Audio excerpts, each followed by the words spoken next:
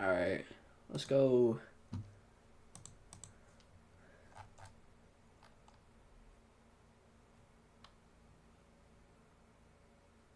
Okay.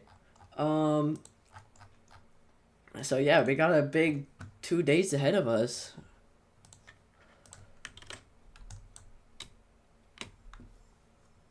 I hope everyone is having an amazing week so far. But yeah, I mean, we definitely got a big 2 days ahead of us. If you haven't seen already, I do have a forecast out for today's severe weather outbreak. But we do have a moderate risk for central Oklahoma into northern Texas there. So we could definitely see the support for not only strong tornadoes, but also the main risk of some massive hail and some destructive wind gusts. So definitely an all hazards threat for today is definitely very concerning. And then tomorrow we're going to transition into a more of a tornado risk with a moderate risk of 15% risk for tornadoes tomorrow. So yeah, we definitely got a big couple of days ahead of us. I want to thank you all for tuning in so far. As of right now, there's not much going on. I mean, we do have a couple storms beginning to fire, so we're gonna watch these. I'm gonna pull up the dual panel so we can see velocity and reflectivity. But what's already apparent is that these storms are producing hail already. So just a couple, like maybe 30 minutes of them being alive, they're already producing hail. So we're going to watch these over time, see how they progress.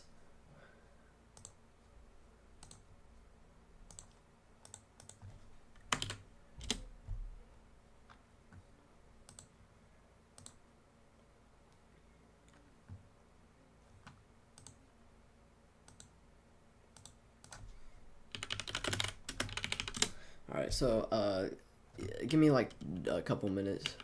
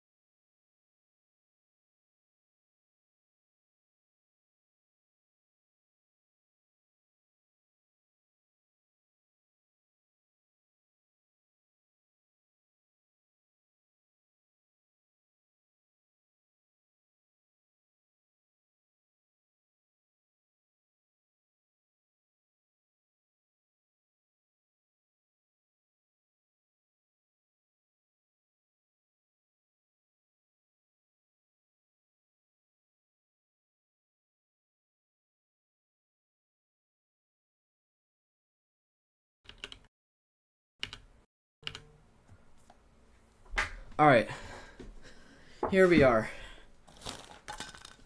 Oh, we got our first severe thunderstorm warning. I hope that sound actually went through.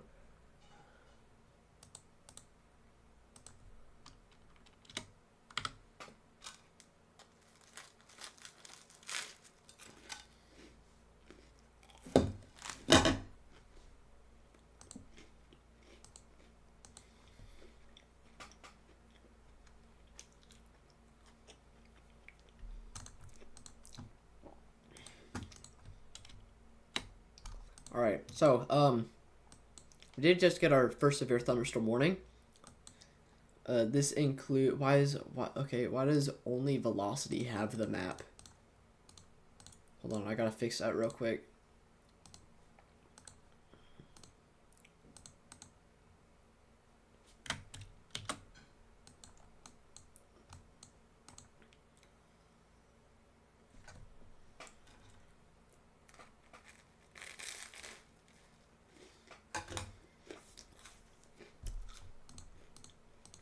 Now I just don't have radar.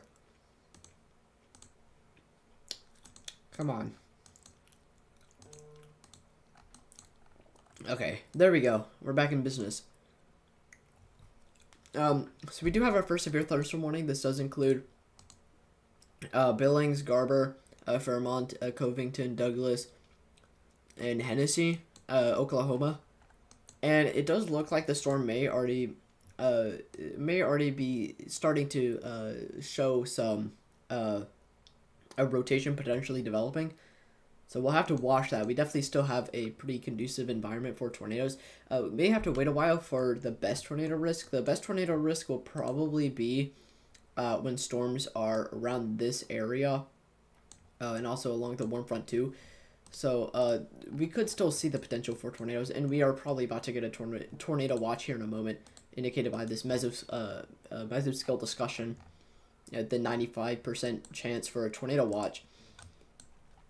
But yeah, so we're mainly looking at the potential for some big hail, maybe some damaging wind gusts with this as well, upwards of 60 miles per hour, and maybe hail upwards of 1 inch. So Hennessy, Douglas, and Fairmount, Covington, Garber, and Billings could definitely see some pretty big hail.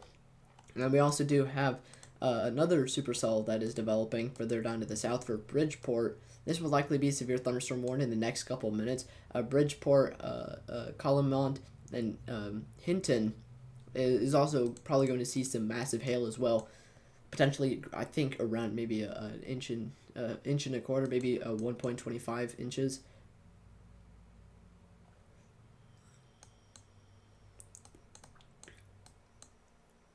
So yeah, this is looking already concerning because it may be trying to develop a hook here. Maybe trying to develop a hook right there. So, and there is rotation already developing on velocity. So, again, we're going to have to watch that closely, see how that progresses. I do have mesoanalysis pulled up, so I can watch what the environment's actually going to be like over the next couple of hours that we're live.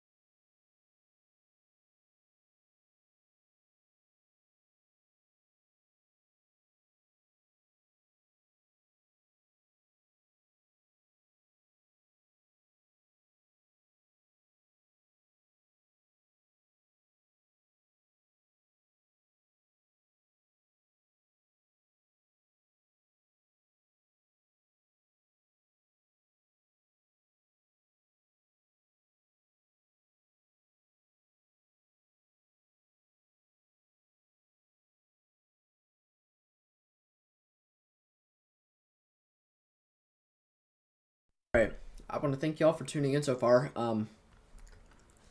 Again, we do still have the severe thunderstorm warning currently ongoing, and then we're likely going to see one further down south. We're seeing it does look like we are developing a hook on this supercell further down to the south already, with maybe some rotation being hinted at here. It is kind of far from the radar site, but we could definitely see some tornado potential out of that. But mainly the risk for massive hail. I wouldn't be surprised if this goes severe thunderstorm warning in the next couple minutes.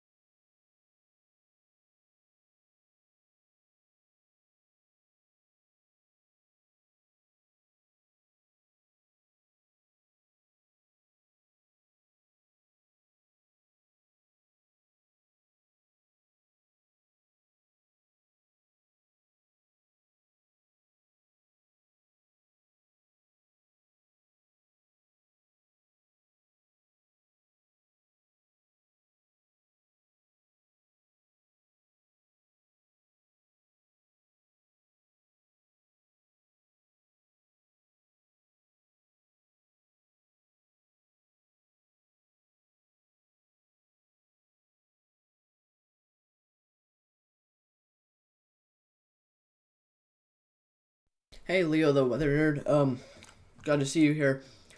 Sorry if I wasn't talking for like the last couple minutes. I'm kind of hungry, so I'm trying to eat something before we continue with the live stream. But as of right now, we do have a severe thunderstorm watch for southeastern Kansas there, and we're still watching both of these storms that have developed already. This one, further down to the south, which does look like it may be exhibiting potentially a tornado risk for tornadoes upcoming. And then this one, which is already severe thunderstorm warned. It is mainly exhibiting the potential of hail. It doesn't look like it's really indicating too much hail by this point, but there's still at least some small hail within that storm. And we don't really see much rotation. I doubt we're going to see too much of a tornado risk with this in the next couple minutes. But we'll watch it just to be sure, because the environment is still conducive of tornadoes. It's going to be very conducive later. And then this one, further down to the south, we're going to have to watch this again. This will likely go severe thunderstorm warned in the next couple of minutes for not only damaging wind gusts, but also some hail. We definitely have some pretty big hail in that as well. And it may be trying to exhibit some rotation. Alright, so a fat storm is gonna go out something through northeast Oklahoma and hit southeast Kansas. I mean, a lot of models were indicating the potential of some additional development further along the dry line, and potentially more of a isolated mode across southeastern Kansas. So, I mean, it may be possible, but I think we're gonna have to watch for more additional development for southeastern Kansas. I doubt these storms are really going to pose too much of a risk for Kansas. These are some of our early contenders. A lot of models were indicating the potential for some early storms before the main event, so this is what we're getting as of right now. Our other storms, I don't think are supposed to form until I think maybe 1 or 2 hours later, so we're going to be here for a while.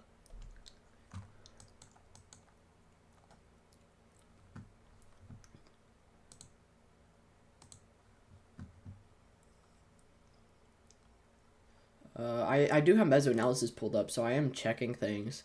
Yeah, our main tornado risk as of right now is still along the warm front across Missouri, into northern Missouri. We were supposed to see maybe an isolated supercell develop ahead of time that may exhibit some tornado potential, and then we're supposed to see a ton of development later on in a QLCS-like fashion, but that's supposed to be maybe 1 or 2 later, maybe 1 or 2 hours later, so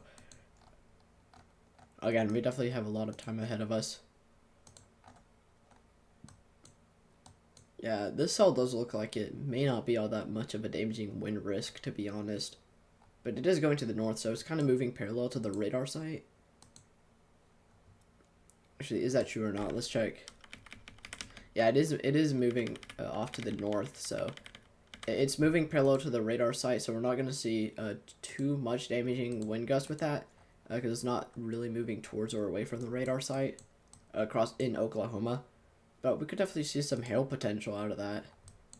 So maybe not a severe thunderstorm warning yet, but potentially later.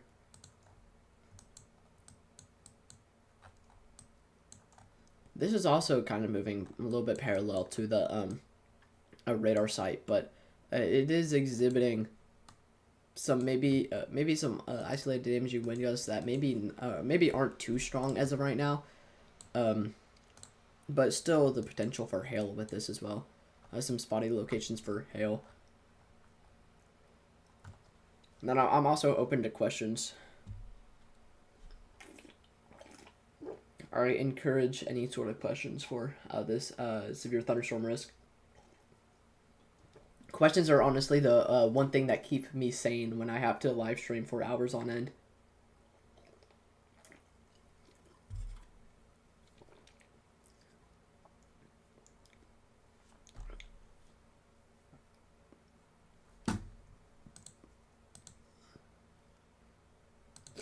But yeah, I mean, as of right now, we're definitely seeing some tornado potential, or not tornado potential, but some large hail potential with this.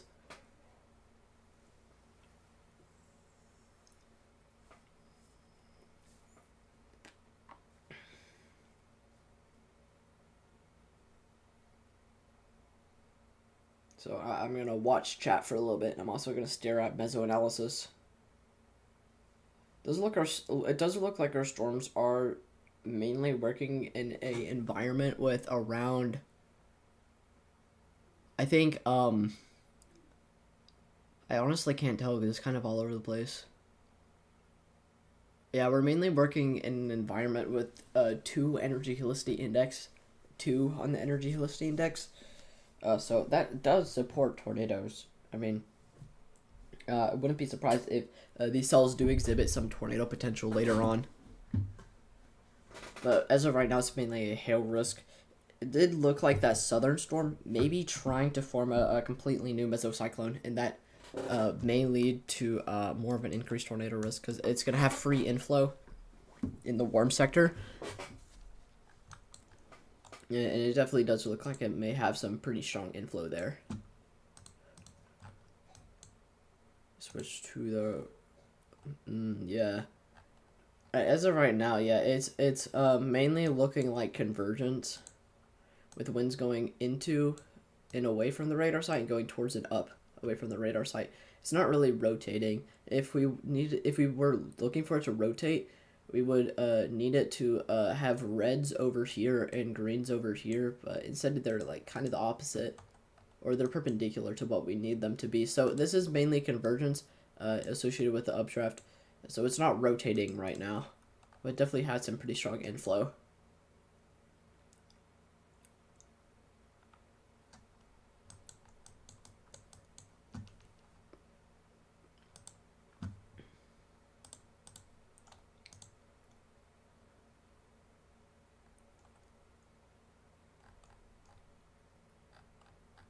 Reed Timber's actually targeting further south into southern Oklahoma. I think that may be a good idea.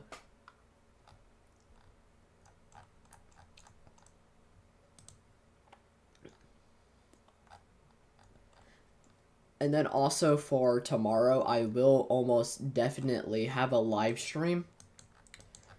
I will almost 100% have a live stream because we're going to see another moderate risk for tornadoes this time across Ohio.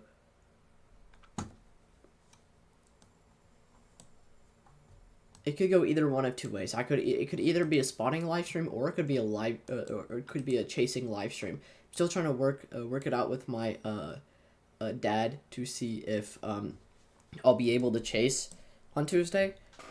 Even if we don't go up to Ohio, we may just go to Central Tennessee. But we may, you guys may be able to see the first chase live stream on this channel tomorrow. Still need to set some things up, so.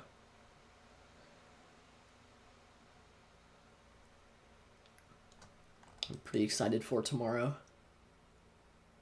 Seems that Ohio is the only state that gets constant actual storms.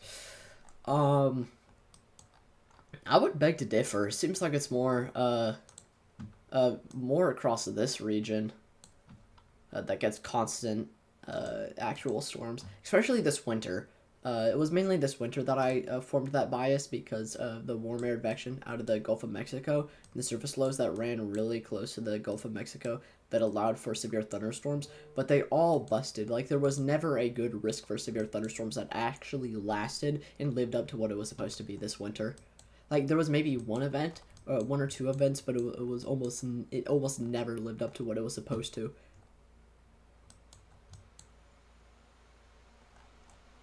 Southeast US, yeah, that's typical for that time of year because it's too cold anywhere else. Along the Gulf, that's usually where you're actually able to get moisture and instability to support severe thunderstorms in the winter.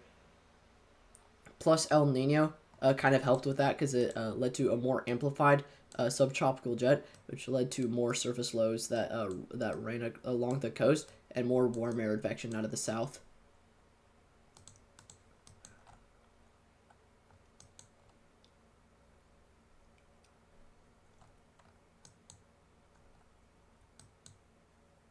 But man, this is getting pretty messy pretty quickly. I'm already not really liking the look of it. As far as tornadoes, I'm not liking the look as the tornado risk as of right now. But that's mainly for later. The tornado risk is supposed to be greatest much later on tonight.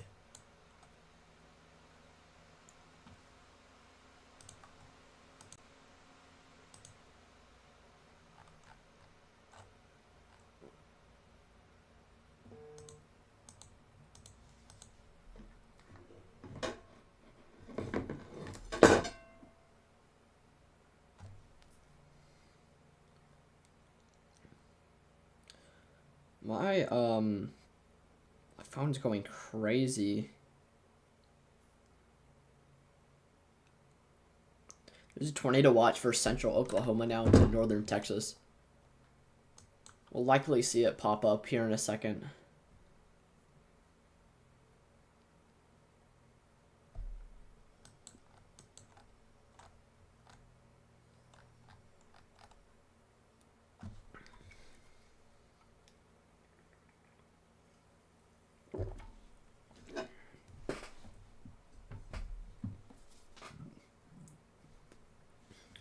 How was everyone's Easter? I had a pretty good Easter yesterday.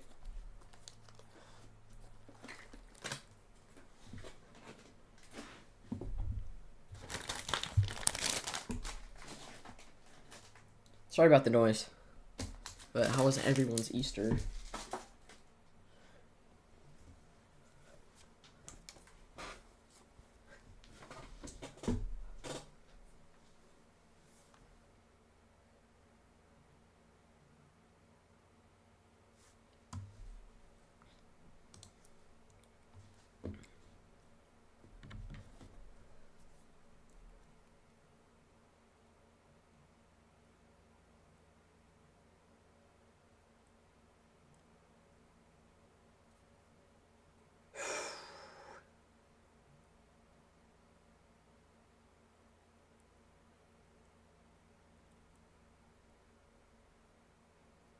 Yeah, tornado watch just got issued, so probably gonna see tornado watch here in a moment for central Oklahoma into northern Texas.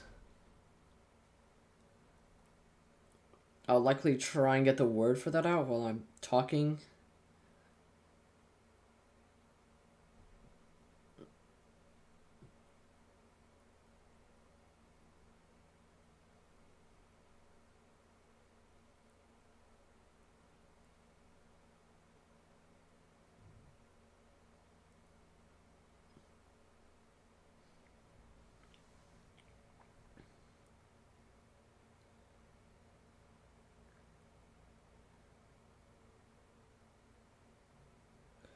Hold on.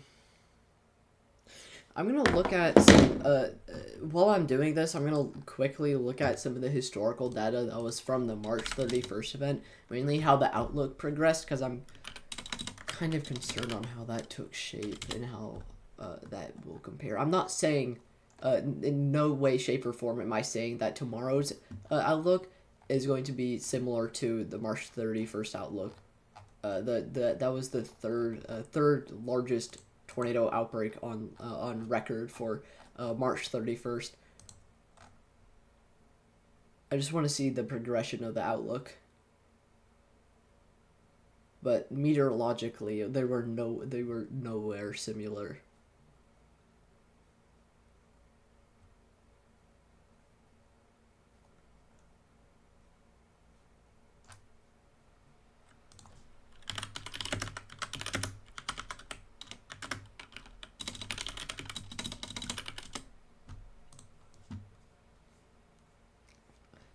KEVN radio sucks now. It never seemed to monitor when these storms happen. So remember the other software / online EAS or NWR radios. Those were fun. I don't know. If you could send me a link to online weather radio that's actually reliable that I can choose for specific states, that would be really handy. Because if I don't manage to storm chase tomorrow, I'll definitely have a live stream with the GoPro, and I usually have the weather radio running in the background, and I want it to be mainly for my location. So if you could, it needs to play through the web so I can actually have it go to my through the live stream. So if you could send me the link, that would be awesome. If you know any websites that actually allow for online weather radio listening. We're continuing with the severe thunderstorm warning, by the way. It's really getting up there. I think we now have 60 dBz. It's getting close to 70 dBz. They never monitor particular states. It always snatches random warnings from all over the nation. That's kind of odd because I do know that like you can connect to the like say for instance the Morristown weather radio, and that will only be for like the Morristown region. So I don't know, or the Morristown office what they issue and stuff. I am watching this though. It does look like it may be continuing to exhibit maybe a increasing tornado potential here. We may be seeing maybe a little bit of developing rotation. It does look like it is mainly convergence. But it does seem to be rotating a little bit. So I'll watch that, see how that progresses. And then we may also have to watch further up north because there may be another mesocyclone trying to take form. There may be actually a couple here, a couple areas of rotation that we may have to watch. KEVN is a third-party hobbyist project. I usually use stuff like Broadcastify for that. Broadcastify has ads, though. I mean, you gotta be serious. Have to be kidding. There's no way you're being serious that a weather radio has ads. Man.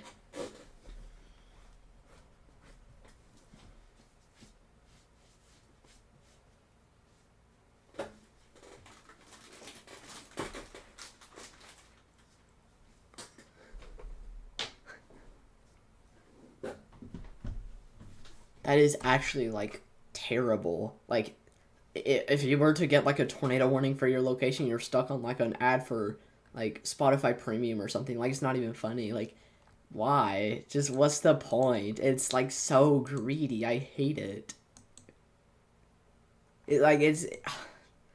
I could go on a rant, but I'm not going to.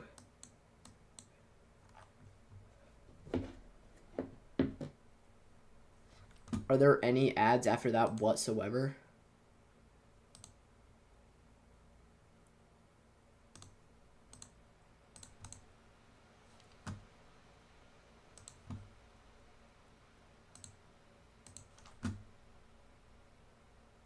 Okay, well then if there's no ads like after the 30-second stuff, I mean that's better, but still kind of greedy that's pretty greedy in my opinion.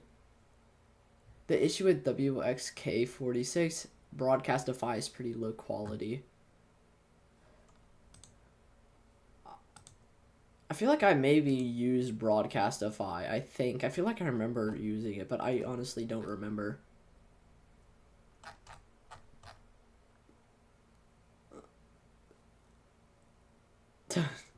Someone on Twitter posted, it literally went from 8 months without a single moderate risk to 2 moderate risks in 2 days. Yeah.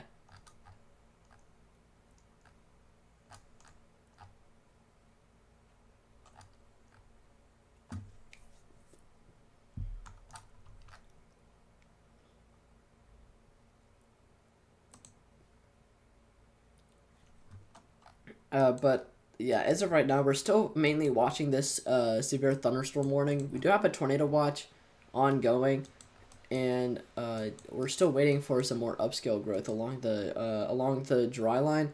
It does look like those more discrete cells I was talking about may be trying to take form here in the form of this thing, this storm right here that is currently special weather statement warned. Wind gusts of 40 miles per hour, penny-sized hail. And it does look like they may potentially increase that. I mean, this hail core is not up to that is definitely greater than the penny-sized hail. So they may likely increase that to a severe thunderstorm watch or severe thunderstorm warning in the next couple of minutes. And then we're also continuing to watch for some potentially some more additional development across southeastern Kansas into the northern Oklahoma border region that may lead to potentially a more isolated risk, as some of the models have been indicating. I can also check most recent HRRR run to see if that's still trending, because I don't know. I don't know if it trended. I saw it once on a model run.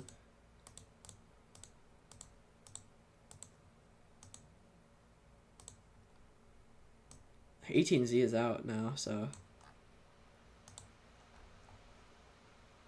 The 18Z ARRR run is finally out. Yeah, it's moving away from that more discrete mode.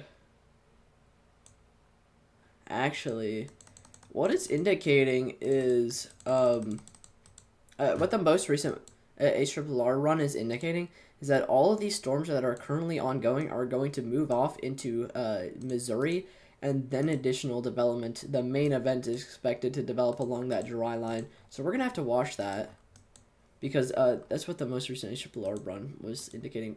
Does it indicate on 17Z? I can also check.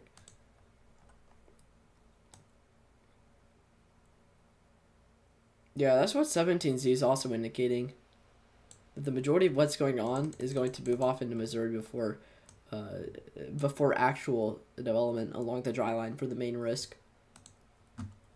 So we may be looking at potentially more elevated cells and overall lower end tornado risk with the things that are currently ongoing. But we'll still watch them because sheer and instability still in the environment. I can also check mesoanalysis for surface-based CAPE to see if they're actually surface-based or not.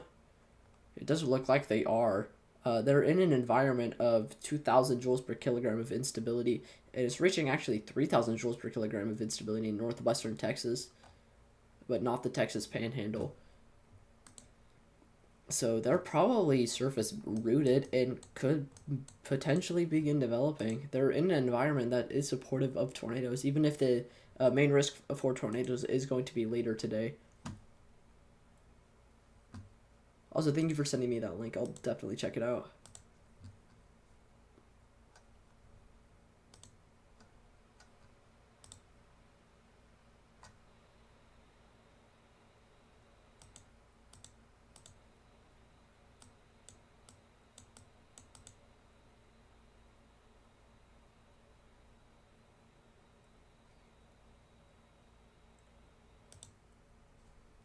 Yeah, we're getting some new severe thunderstorm warnings now. This cell that's kind of ahead of the rest of them for Red Rock just issued we now have a severe thunderstorm warning for Ponca City, Kaw City, Burbank, Maryland, Red Rock, and the Ota Missouri tribe area. So yeah. We definitely have some pretty big hail with us.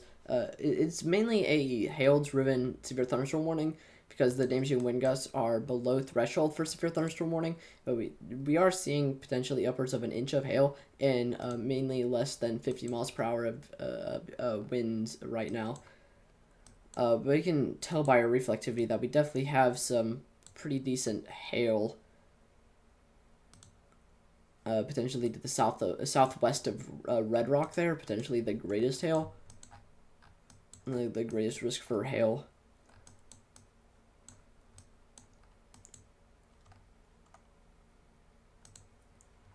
And then I am also noticing how this may also be trying to develop rotation across Douglas, Oklahoma there. It does look like it is still somewhat convergent. Because it does seem to be kind of in a pattern like this. So it may be mostly convergence, but it is rotating. It is rotating at least a little bit. However, I do think that if we were to get a tornado risk, it's probably going to be further down south where it was just severe thunderstorm warned. Hopefully you can hear those alerts, so let me know if you can hear them or not, please.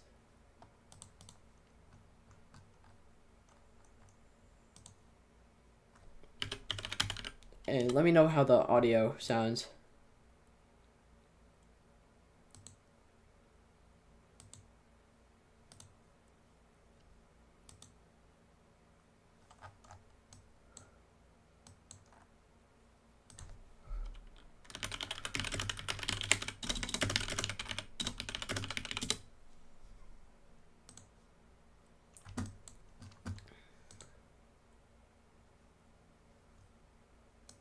I don't think the stream client can. I can only hear the alerts coming from my Radar Omega client. Okay, that's what I'm trying to get across on Radar Omega. I'm trying to get it to do that now. I think I just got it working. I think my audio on OBS for my desktop was muted.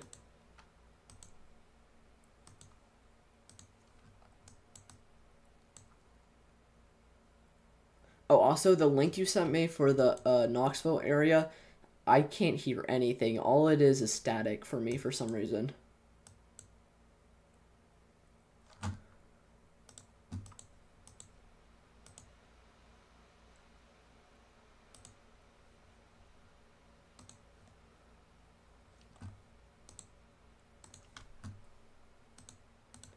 Will it be bad in Canton, Ohio? For the Ohio region, it does look like we're going to see mainly a risk for severe thunderstorms tomorrow. Depending on where Canton, Ohio is located, you can see the tornado risk here. We definitely have a pretty big risk for tornadoes. Definitely outbreak potential tomorrow across Ohio. But this does include the Cincinnati region, it does include Columbus, and it does go up to Akron. So if you live in any of this region, you definitely have the potential for not only significant severe thunderstorms, but also the potential for significant tornadoes. So if you definitely make sure you're staying weather alert tomorrow if you live in the affected area.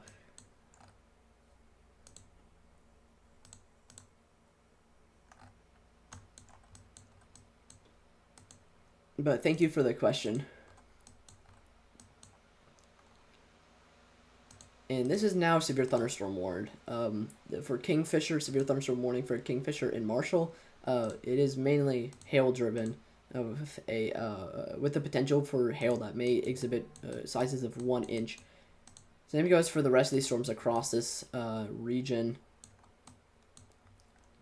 Yeah, we are still mainly looking at a hail risk. I haven't seen anything that would really exhibit too much of a tornado risk. Sorry, by this point. But we are still watching. It does look like some areas may have some rotation at least trying to develop. But if... Sorry, my allergies are terrible this time of year. They're actually much more tame this time of this year for some reason. But I think honestly this storm further south on the furthest end of the train may exhibit the biggest risk for tornadoes. Because it has a very clean inflow, or not very clean inflow. There's nothing really around it that would really prevent inflow, and it's mainly just out in the open to do whatever. So, but we'll still watch for the potential of some tornadic development along this line. But the southernmost cell doesn't look like it's exhibiting any rotation.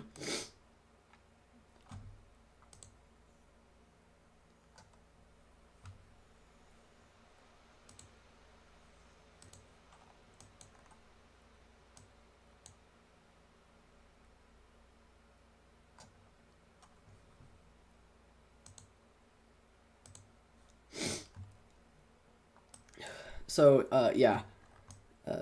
We're still going to watch it, see what it does. The main area that it looks like actually has rotation is southwest of Covington.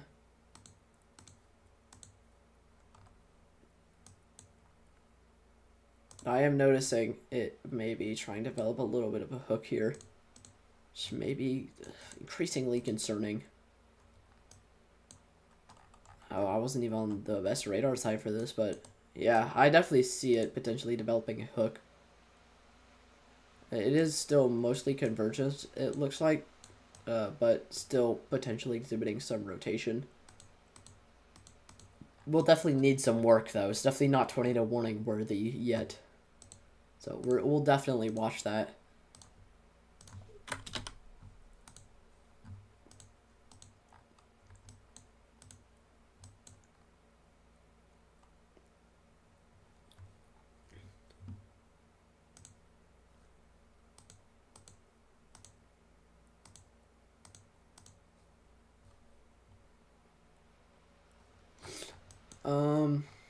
Let's see. Arkansas City is still under a special weather statement for this one, so yeah, it's below the threshold for severe thunderstorm warning, but it's still exhibiting at least some pea-sized hail in probably less than 50 mile per hour damaging wind gusts.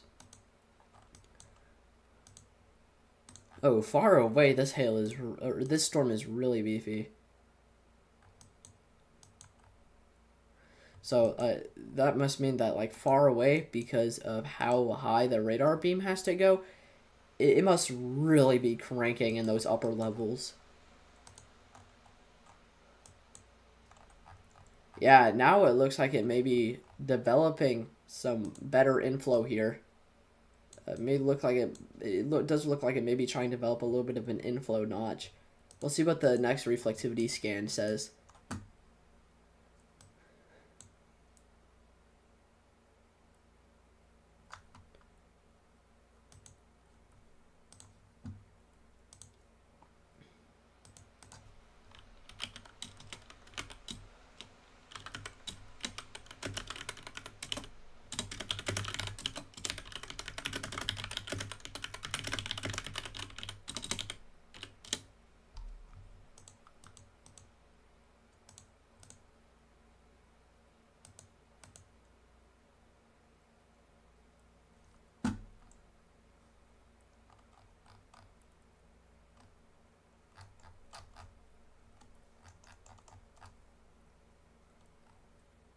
So definitely let me know if you guys have any questions so far.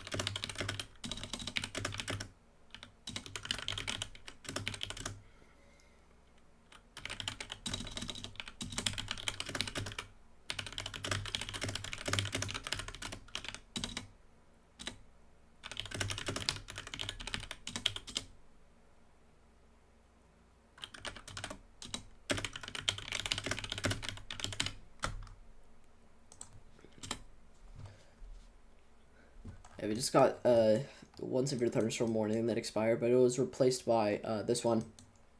Yeah, and the rotation's becoming more and more organized. It looks like, still does look like it is mostly convergence.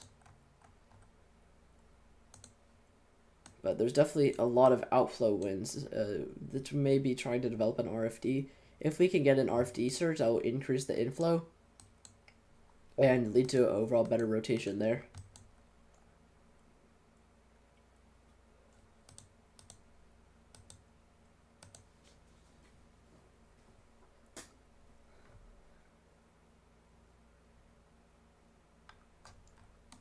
But if you guys have any questions, please feel free to ask.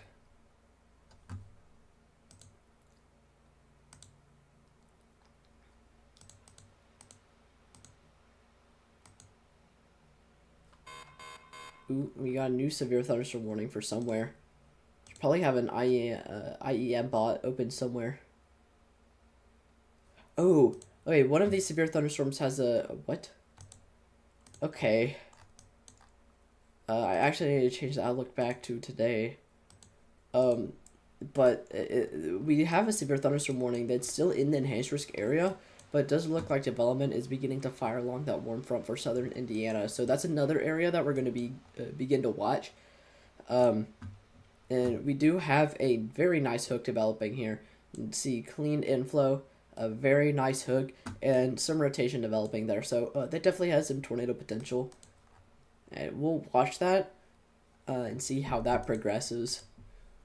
But I'm also going to switch mesoanalysis over to that region.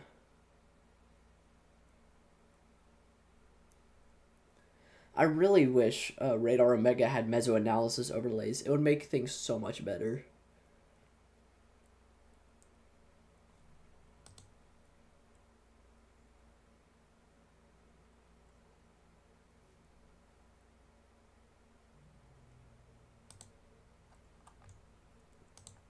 Yeah, it's along the warm front with mainly anywhere from 150 joules per kilogram to 2,000 joules per kilogram. or did I say 150 joules? I meant 1,500 joules per kilogram of instability to 500 or 200 or sorry 2,000 joules per kilogram of instability.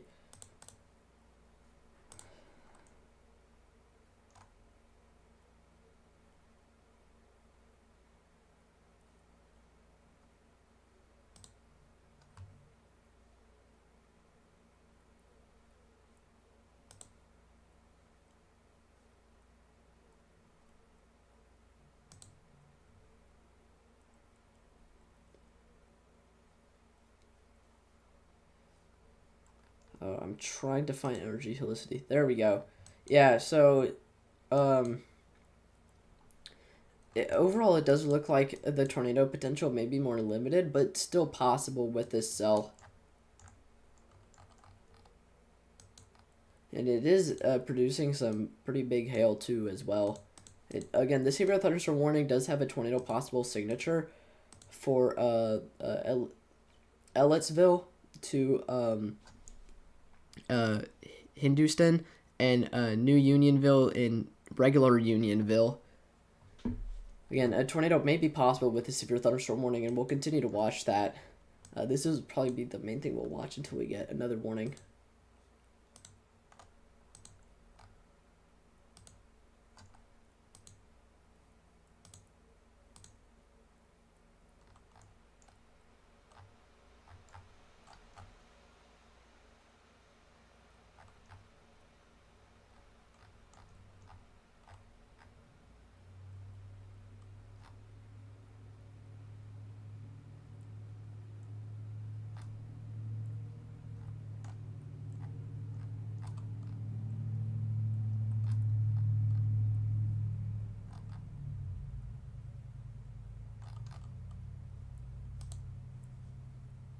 Again, questions are highly encouraged.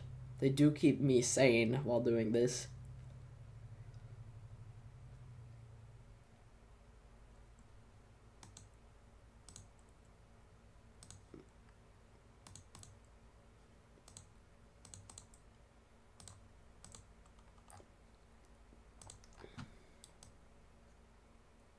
Oh, and then if anyone's curious about the potential for tornadoes, on Tuesday, it's still conducive.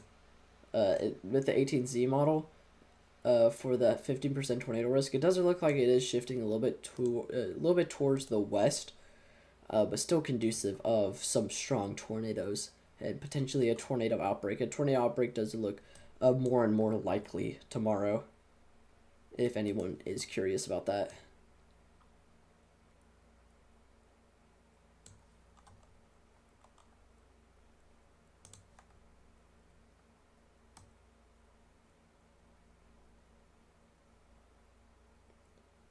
Okay, something that's interesting is that HRRR 18Z Run does have a powerful tornado that crosses from Cincinnati across the Appalachian Mountains into the Atlantic Basin. I highly doubt that's going to happen.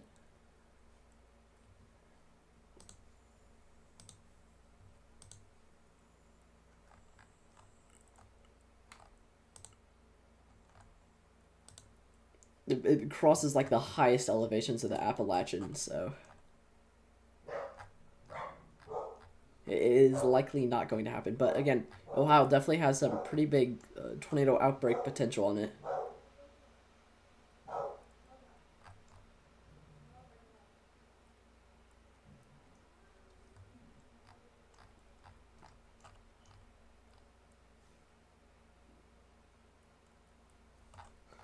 I feel you, Leo. Leo, the weather nerd. I had to eat some garlic bread while I was doing the first couple minutes of this live stream. We're watching this cell right now that does have a severe thunderstorm warning on it, and it does have a tornado possible tag. So we could definitely see maybe some possible tornadic development come out of this.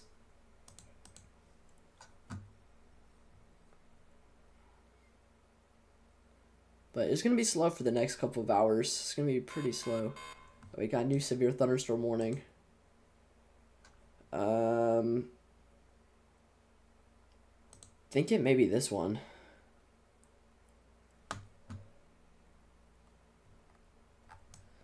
Oh yeah, it probably is. Actually, no, maybe this one. So we got a new severe thunderstorm warning for Garber, Red Rock, Billings, and Marland, Oklahoma, indicating the potential for some 60-mile-per-hour wind gusts and some large hail. Looks like the rotation mainly went away, and it does mainly look like convergence. However, this cell further south is exhibiting the potential for some pretty large hail, upwards of maybe 1.75 inches, and then may also begin to have some tornado possible signature on that in the near future, because it does look like it may be trying to develop some rotation, and it does look pretty organized. And again, as I was mentioning previously, if this were to develop a hook and a nice inflow notch, this is free to do whatever it wants in the warm sector. So this definitely has some pretty good tornado potential if it wants to get spinning. And it's showing the potential of some pretty massive hail in there as well. Again, upwards of 1.75 inches. So if you live in Marshall, the small town of Marshall, Oklahoma, I suggest moving your car inside before the severe thunderstorm moves into the region. And anyone in this region, actually, if you have a garage or anywhere that you can put your car into to protect it from hail, definitely make sure you do that.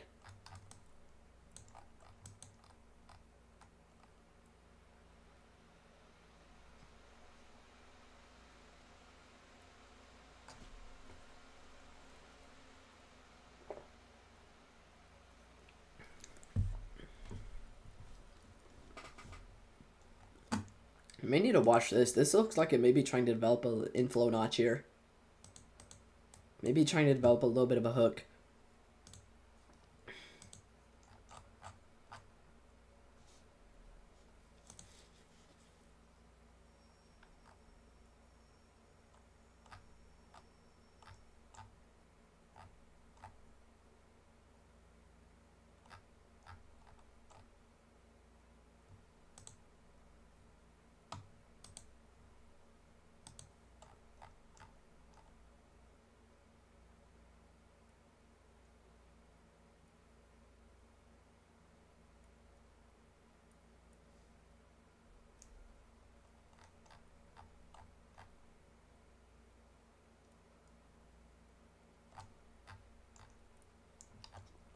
Alright, so what I'll do real quick is I will get the word about the tornado warning and stuff. Or not tornado warning, sorry, tornado watch. We don't have a tornado warning yet.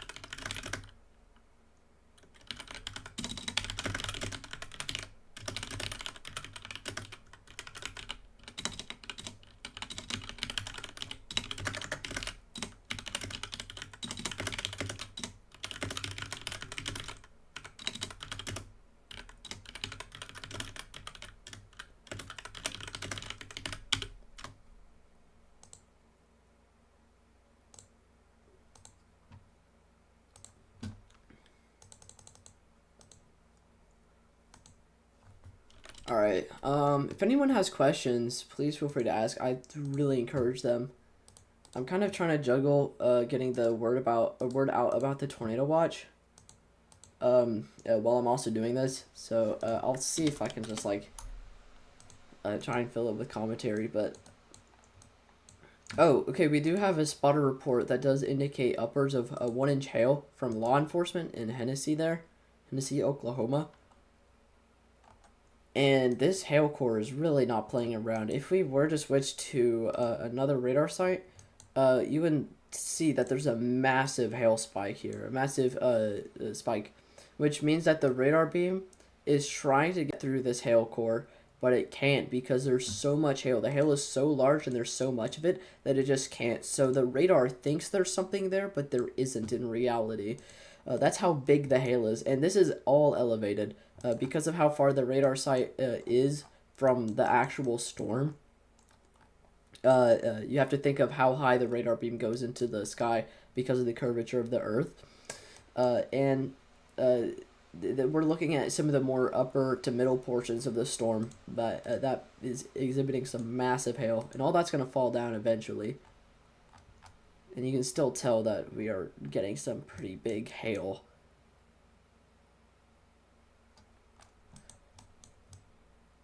So are other locations as well. Like, we have the severe thunderstorm warning for Red Rock in Marland, Oklahoma. There's still no rotation. It did look like there maybe was a little bit earlier. However, there's no rotation that I can see. It is still a hail risk with mainly a 60-mile-per-hour wind gust, as well as the potential for a hail upwards of 1 inch, leading to that severe thunderstorm warning. And then we also have this pretty big cell here that is indicating some pretty big hail as well, upwards of 1 inch, and then wind gusts that may be able to reach 60 miles per hour.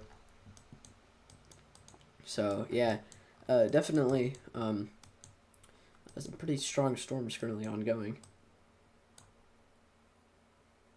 I don't remember what it takes to activate the EAS for a destructive severe thunderstorm warning for hail, but we do now have a severe thunderstorm warning is indicating upwards of 2 inch hail on this severe thunderstorm warning for Marshall. Again, some massive hail may definitely be possible with this storm. It's kind of like trying to fight whether which radar site's the best, because I can switch between them depending on how far south or north I choose to pick a radar site. So I'll go with this one because it really shows like the amount of hail, how big the hail is. Again, definitely some massive hail coming out of this storm for Marshall, Oklahoma. Definitely make sure you're paying attention to that if you live in Marshall, Oklahoma, small town of Marshall. Definitely some massive hail with that.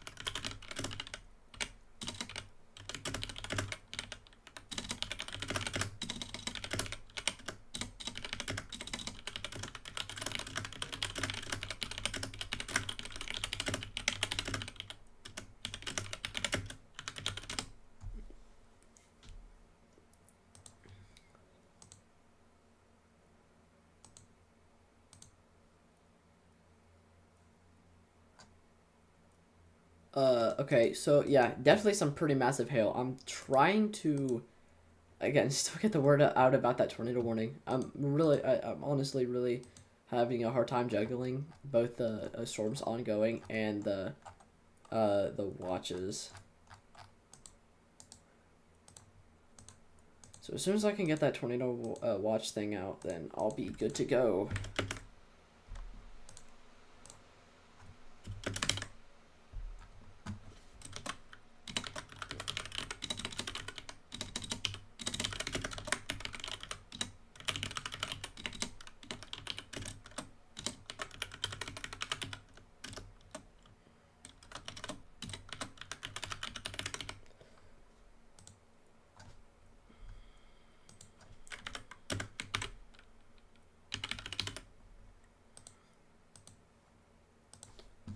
So, until I can actually get it... Oh, hey, Mr. Storm.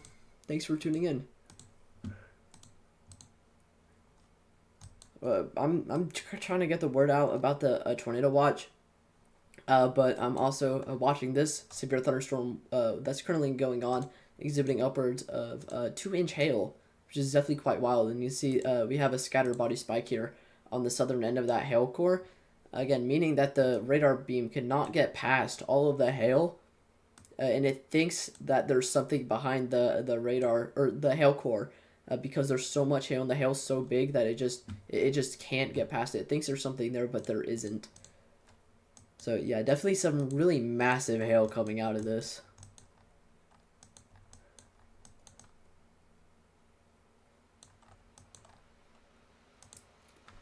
Leo and Mr. Storm, have you seen the the 15% tornado risk for Ohio tomorrow.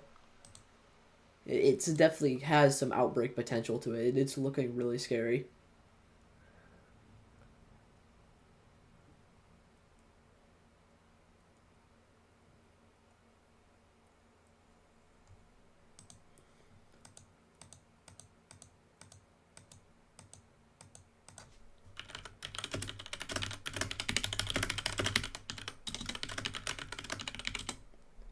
Yeah, it's not looking good, and that is continuing to trend with the new 18Z HRRR run. It is shifting a little bit to the west, I think, but still definitely really big potential for hail. Oh, it's not even the name anymore. It's the HRRR now.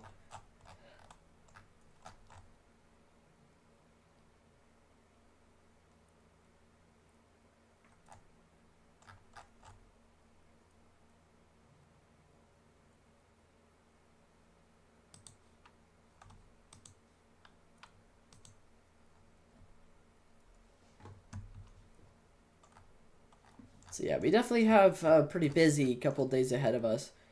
I know that I'll be live tomorrow as well. I'll have a forecast.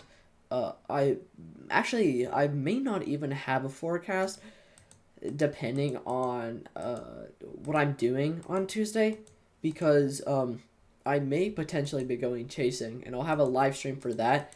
And if I am going chasing, then I can't really make a live stream because I have to go pretty far north. I'll have to leave early, so.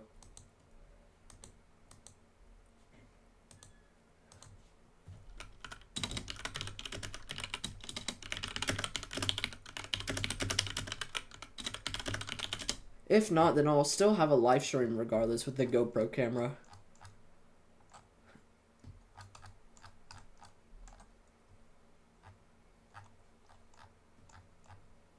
We got a new severe thunderstorm warning.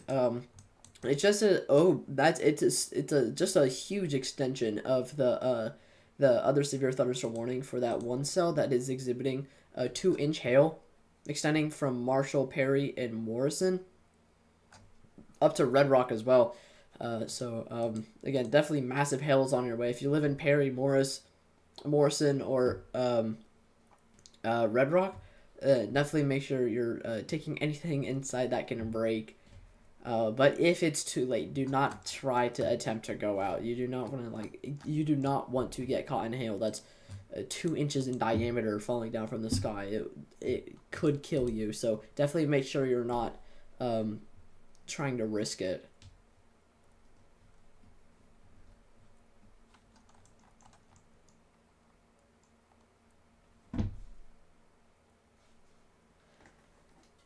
I'm probably gonna go live too, but on Discord. Yeah, I mean, I think I don't have enough subs yet. I mean, another thing you could do is potentially go live on Twitch. Twitch would work. I don't know how many subs you need to go live on YouTube, but I mean, I'm live. I have 213 by now.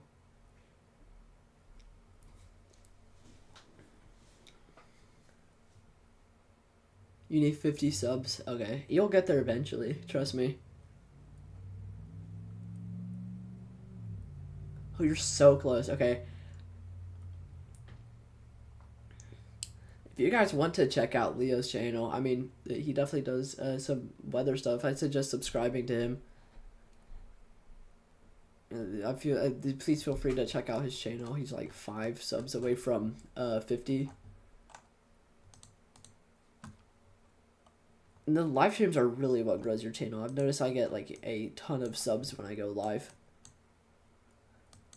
But I'm gonna continue to watch this because man, it's still looking very concerning. Yeah, this is still like the best radar for the storm, but it's still indicating that scatter body spike, indicating really big hail, and then also some really massive hail just in the reflectivity as well. So again, some pretty big hail is going to be falling from the sky for Perry, Red Rock, and Morrison in maybe 30 minutes to an hour. Actually, I can check the timing. How far north or how quickly is this moving? Northeast at 55 miles per hour.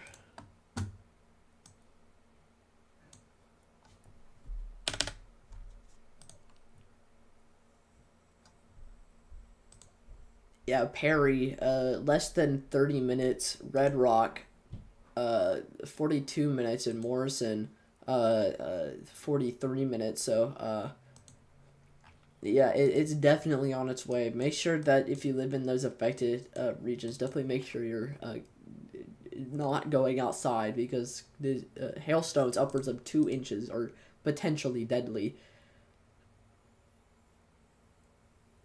I cover Greenville, South Carolina as of right now, but I will cover the whole U.S. in the future. I do know that's what some people usually start off doing. They'll usually either start off with a town or for a state. I kind of just jumped right in and went for the whole U.S.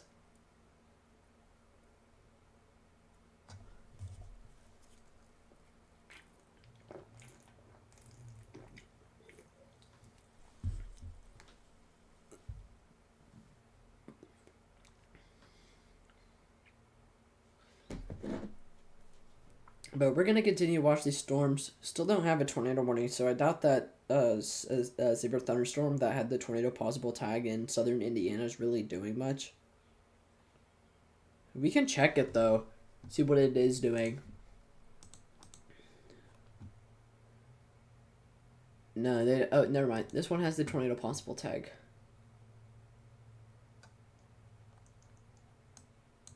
Oh, okay. It's not looking as organized as previous scans, but it is still exhibiting rotation and still exhibiting a hook echo, but also some hail and a pretty good inflow notch. So we could still see a tornado potential with this. We just may need it to organize a little bit, and we may need maybe an RFD gust or RFD surge to actually get it rotating a little bit better. But we're gonna continue to track this cell. It doesn't look like it is rotating at all right now, but it is still exhibiting some massive hail.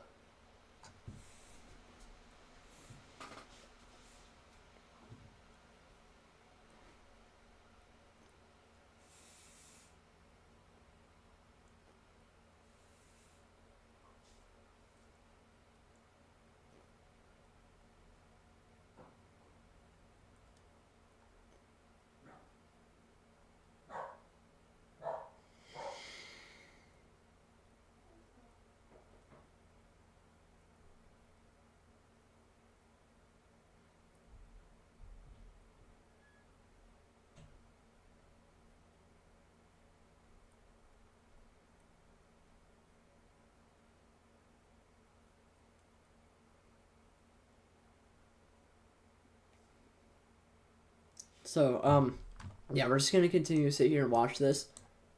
I'm gonna continue to wait for any new warnings. I actually am probably gonna put on the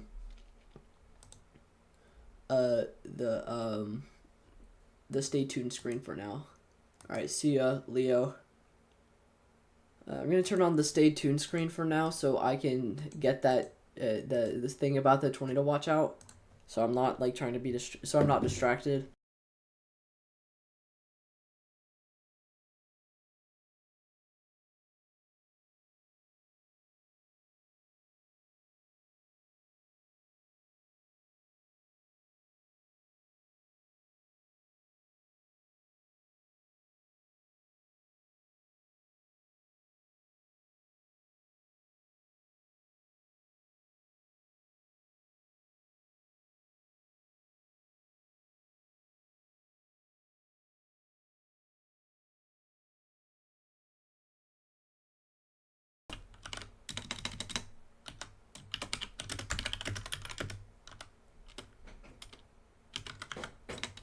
Yeah.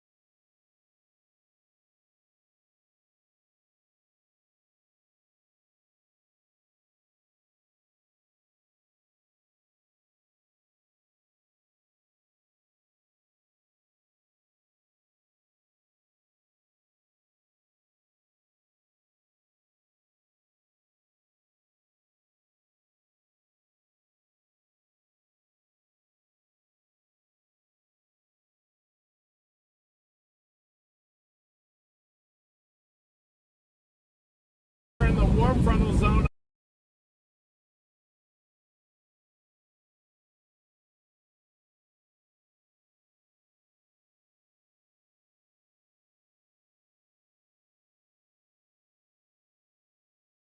We're back now.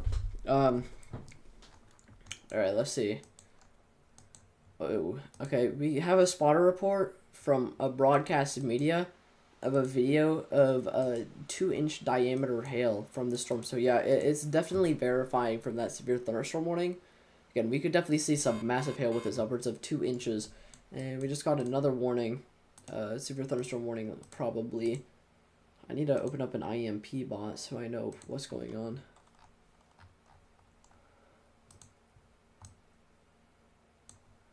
Ooh, and we have a 95% tornado risk, or 95% possibility of a tornado watch for eastern Kansas and extreme eastern Kansas and western Missouri. This does include Springfield and Kansas City.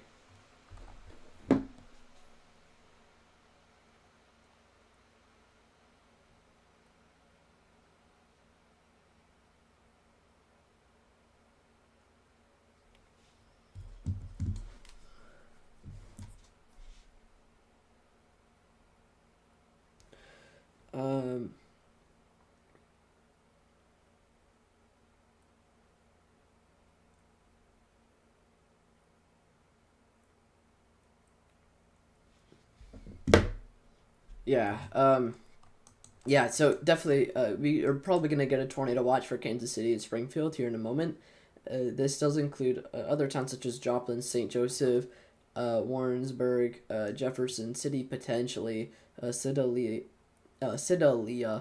in Lebanon. So we could definitely see, we're definitely going to see a tornado watch here in a couple minutes for that location. And then I'll also turn on the stay tuned screen by the time that comes out so I can get the word out for that. And then also, again, 2-inch hail, 1-inch hail, 1-inch hail, and 1-inch hail.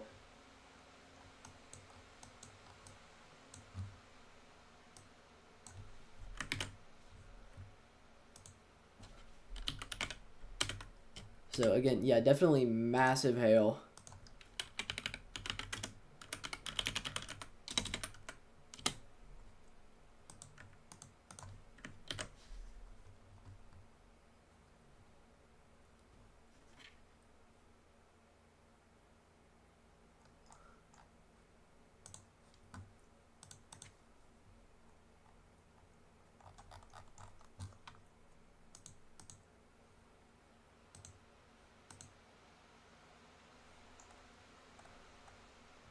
Ooh, okay. Where's our radar site? Our radar site's there. If we're looking for rotation, I'd rather use this one.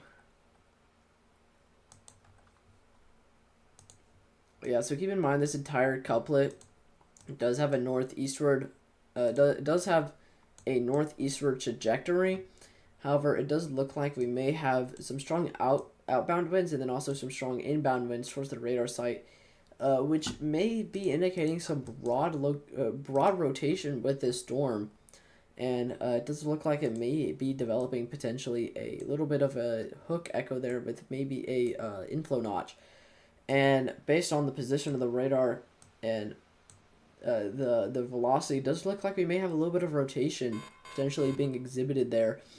However, it's broad and it's weak, and it's kind of uncertain on if it's rotation or not, because the radar beam does have to go through all of this hail to pick up any sort of rotation. So I'm honestly unsure. But we'll definitely watch that because it may have some tornado potential attached to that. We also got a new severe thunderstorm warning, as you probably heard that noise.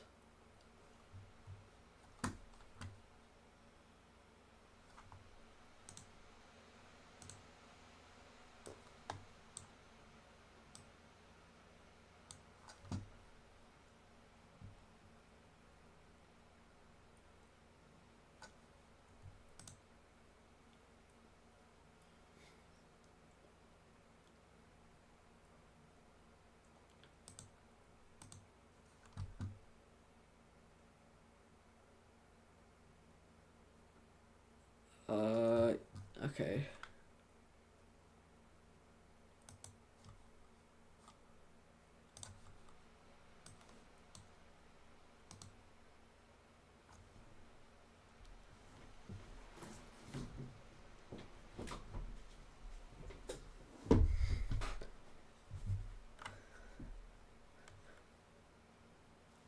Okay, I'm gonna open up an IM bot so I can figure out what's actually being issued.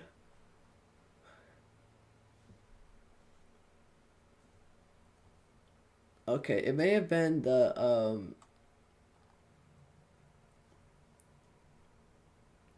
radar indicated for Noble, Oklahoma. 60 mile per hours and 60 mile per hour wind gusts and 1-inch hail. That would be, who knows, where would that be?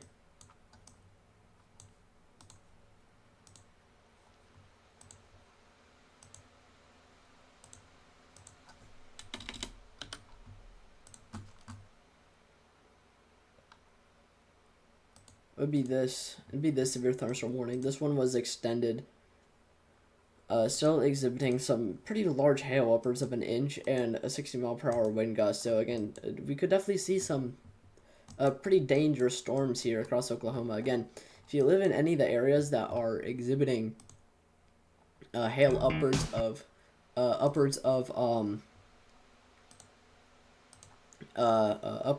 1 inch to potentially 60 mile per hour wind gusts, maybe 1-inch hail, again, could potentially be pretty dangerous.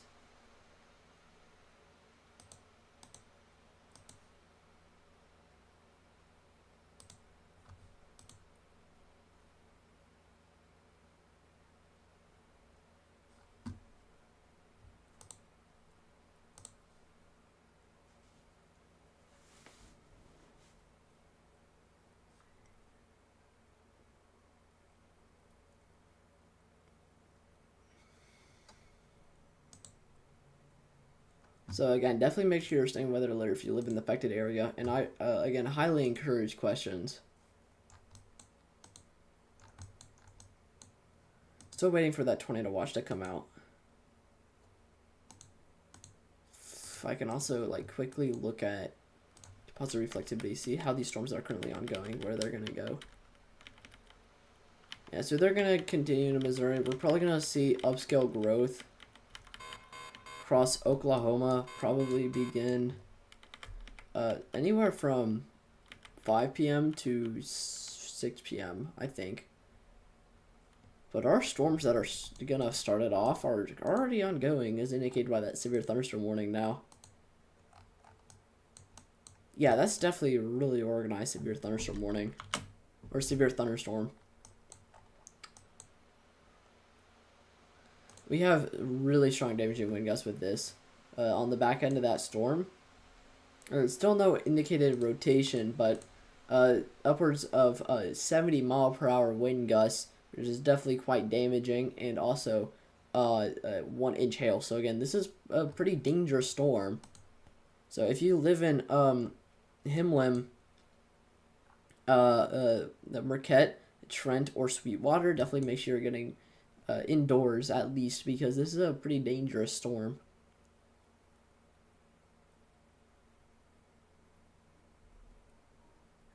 And we'll still watch to see if it exhibits any tornado potential, but right now it doesn't indicate, or doesn't have any indication of rotation. But there are a couple areas, like maybe right here, that we may have to watch.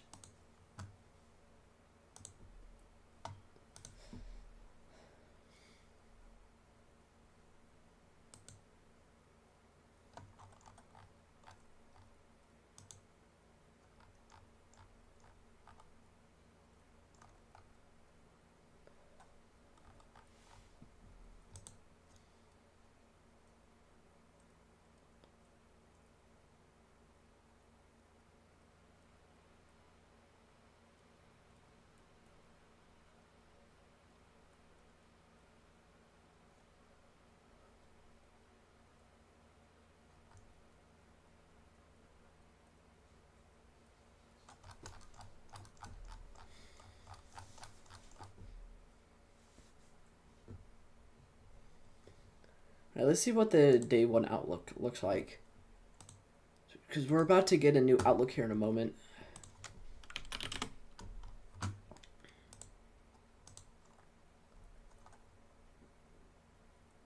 I doubt it'll really have too much of a change.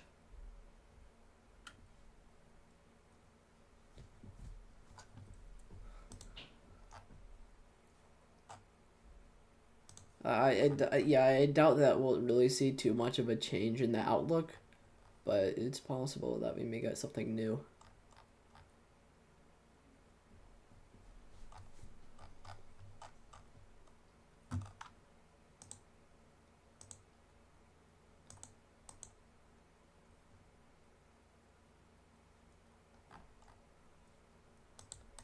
I'm also gonna pull out observed soundings for the region real quick.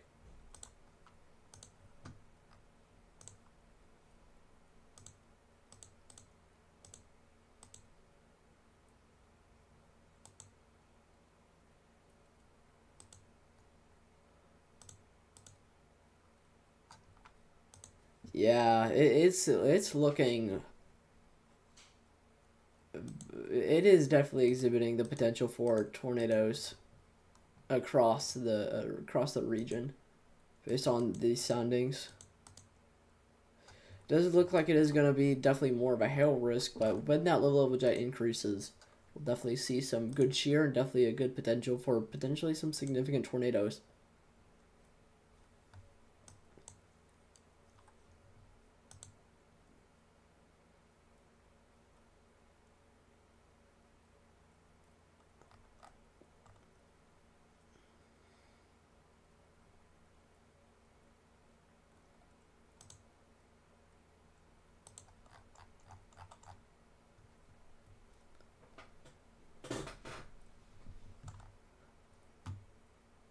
Okay, they just released their new outlook, and they didn't really change much, but it does look like they probably they extended the slight risk into more western Texas to include these storms. That's what they did. So our main event is still probably an hour or so away.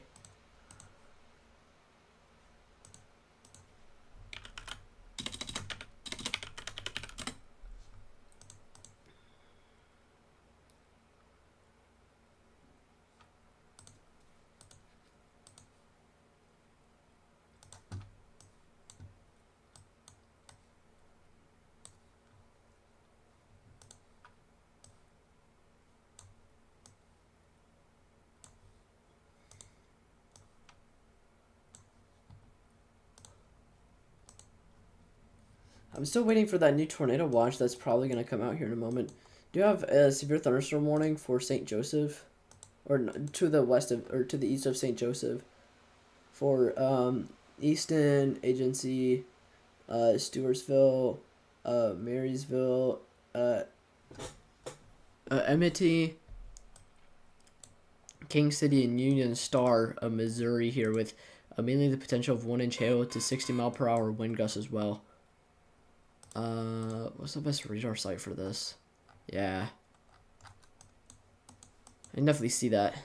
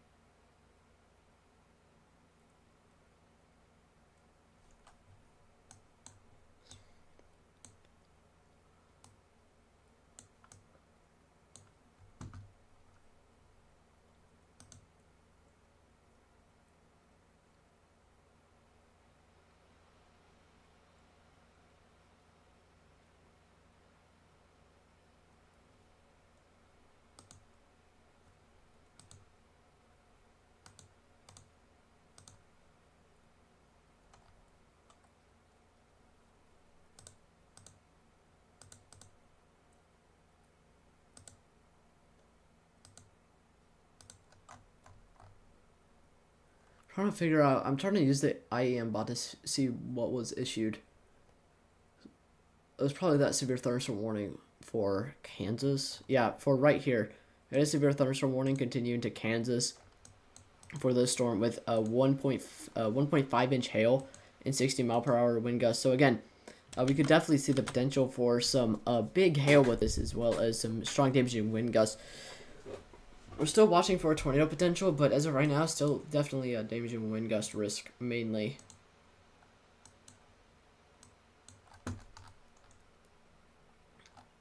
Yeah, and based on some scans, it does look like it may be trying to develop a little bit of rotation there on some areas. So we'll definitely watch those. This one's still exhibiting 2-inch hail and also trying to develop rotation. The Perry storm does look like it is trying to develop a little bit of rotation. So we'll watch that, see how that continues. Ugh.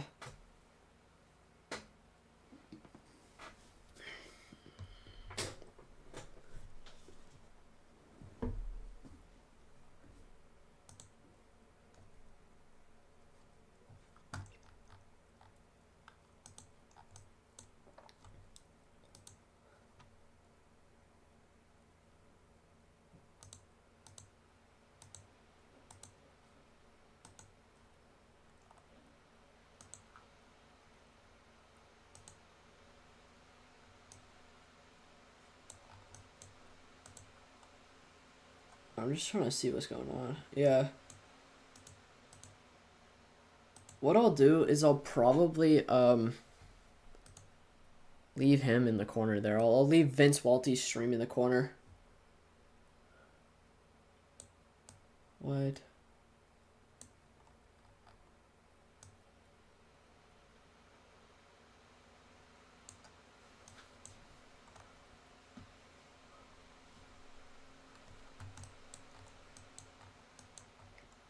It does look like he is coming up on this Perry storm.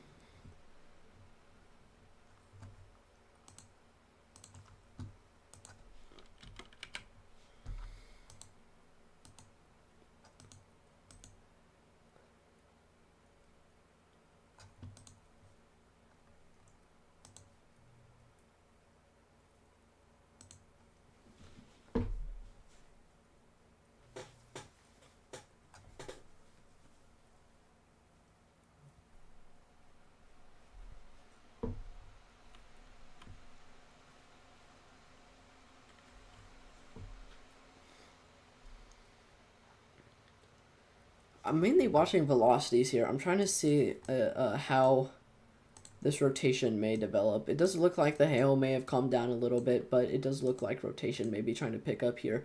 Again, this storm will have free range to do whatever it wants with this rotation. It's completely open in the warm sector, and there's enough instability and shear in the environment to support tornadoes.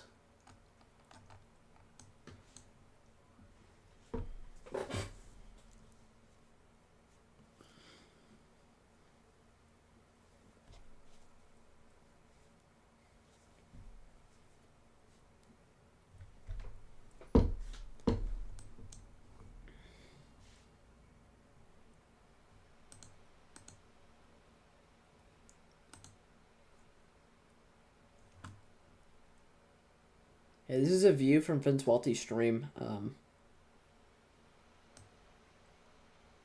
That's a view from Vince Waltie's stream of the Perry storm. You can tell that there's a really nice shelf cloud there. Can I draw? No, I can't. I can't draw over it. Yeah, very nice shelf cloud.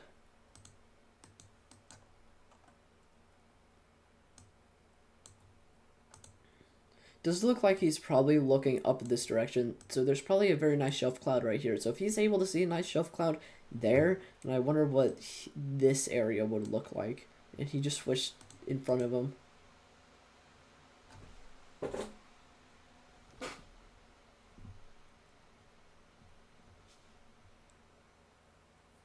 Those look like there may be a little bit of kind of hard to tell, but it does look like there may be a little bit of inflow right there.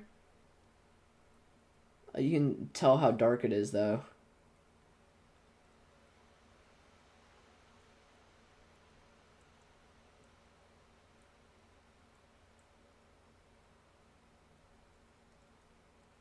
Yeah, and the rotation on velocity is beginning to look more and more prominent. I really wish there was a closer radar sight.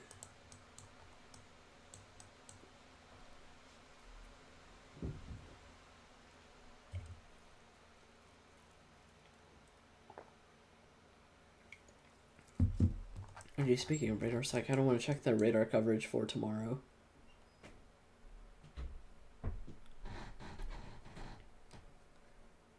Yeah, radar coverage looks fine for tomorrow. Oh, what's gonna suck is the Nashville radar is down, I think. Okay, never mind. I think this is a terminal radar, I think. Just got a new severe thunderstorm warning. So I'm gonna check that out real quick. I'm gonna go check with IMP bot.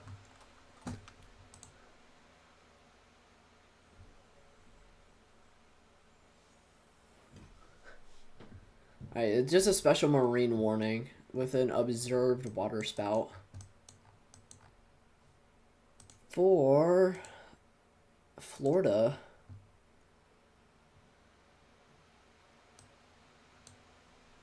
Yeah, it does look like there may be a little bit of rotation there, but there's not a storm, so I mean, who knows?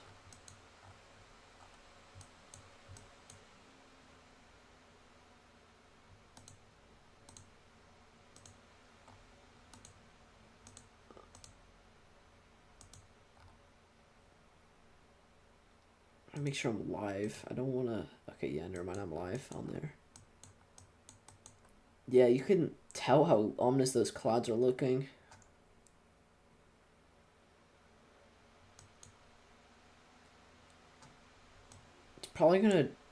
He's probably gonna push north here along this road to get in line with the mesocyclone. But what I am noticing is it does look like we have this area of rotation here, and then we also may have another inflow notch developing here. So we may have an additional area of rotation potentially developing further to the west. So one of them will have to take hold eventually.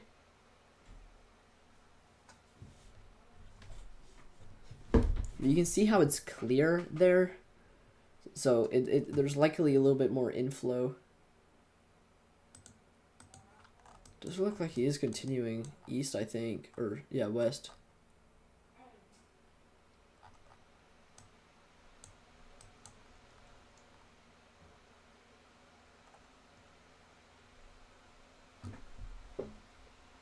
Yeah.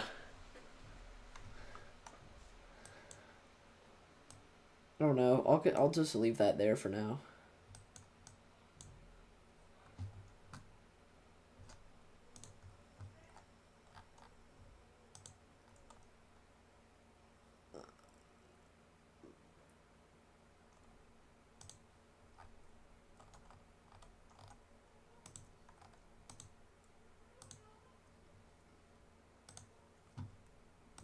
All right, let me check chat. Okay. Yeah, if anyone has questions, please feel free to ask.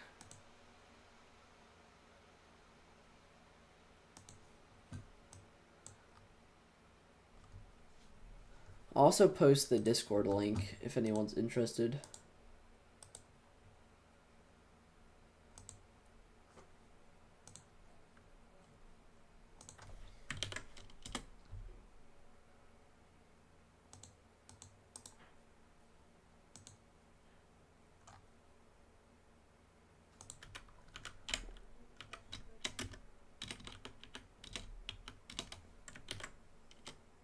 Alright, now I can actually pin it. Okay.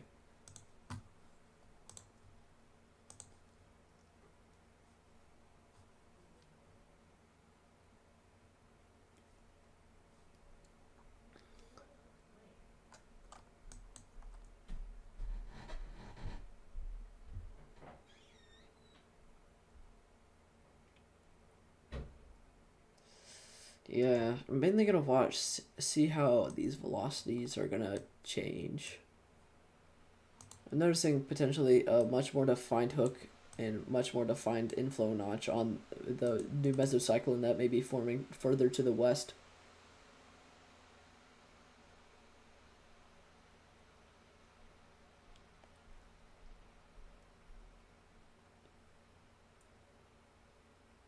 So yeah, if we can get this one to take hold, and this one kind of just cycles out somewhere, we could definitely see a tornado potential with this. A much greater tornado potential with that new mesocyclone. I'm gonna check further south. I want to see how the storms that are going to lead to our main event are currently doing. They're still looking really organized. They're still producing a really big risk for damaging wind gusts. You can see that there's an inflow, a rear inflow jet there, and a large swath of some pretty strong damaging wind gusts, upwards of 70 miles per hour, and 1-inch hail. So, yeah, some pretty dangerous storms are currently forming, and that's only the beginning, because everything that's clustered up down here is going to move up into the moderate risk, and that's going to be your main risk for later tonight.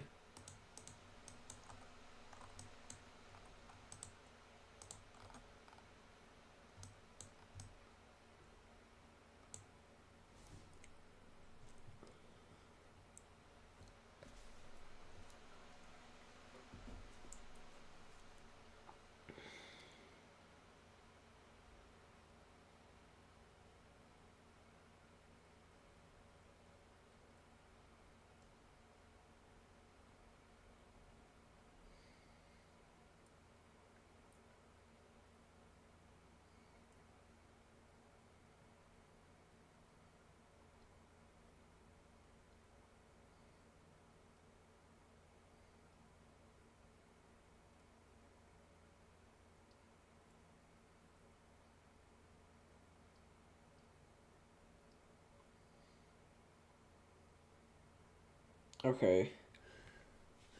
So I'm gonna see if that tornado watch is out now. Oh, okay, we do have that tornado watch now for eastern Missouri and central Missouri, as well as extreme eastern ports of Kansas. Sorry, western Missouri and extreme eastern portions of Kansas there. What would the probability say? Overall tornado threat 60, EF5 to EF2 moderate. Wind 60. Okay, overall hail threat. Combined severe hazard greater than 95%. Right, what does this tornado watch have as far as its probability? Okay, the hail risk is high with a 90%, but everything else is moderate. That's not as far as the SPC long-term outlook. That's just a short-term outlook for the tornado watch itself. So don't be alarmed when you say high, or when it says high, but still, big hail is still expected. Okay, we're getting a couple of EAS alerts now.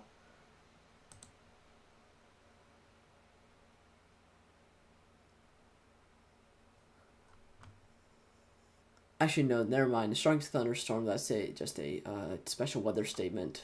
Sorry.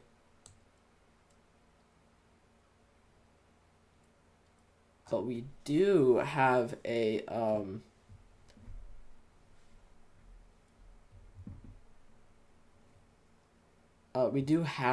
severe thunderstorm warning for Oklahoma, Pawnee, Oklahoma somewhere.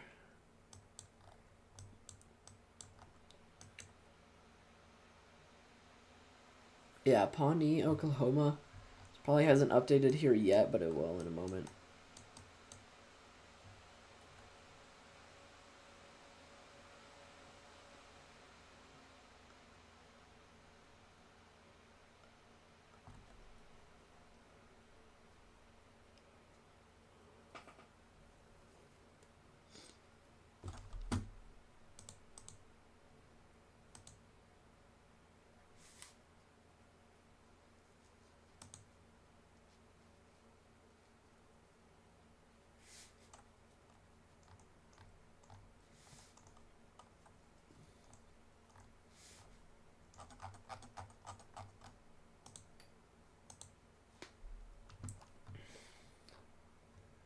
Yeah, so we're still gonna sit here and watch.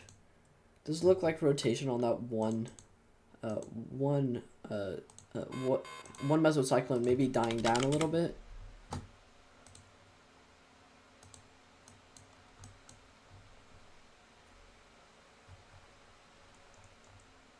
Also getting severe thunderstorm warnings left and right. It does look like they're further south for here though, because we didn't have these previously.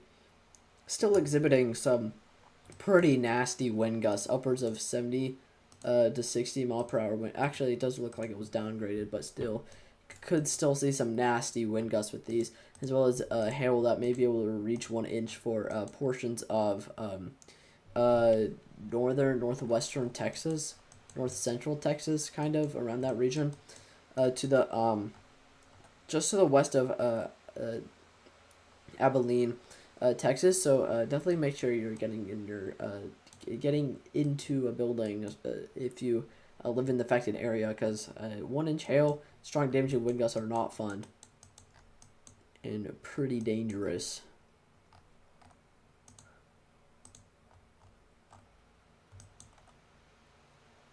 Does it look like this mesocyclone that I was mentioning maybe cycling out, maybe getting cut off by some of the precipitation?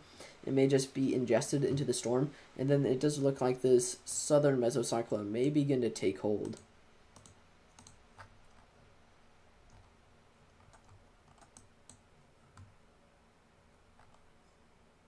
Okay, we have a severe thunderstorm warning for Kentucky now,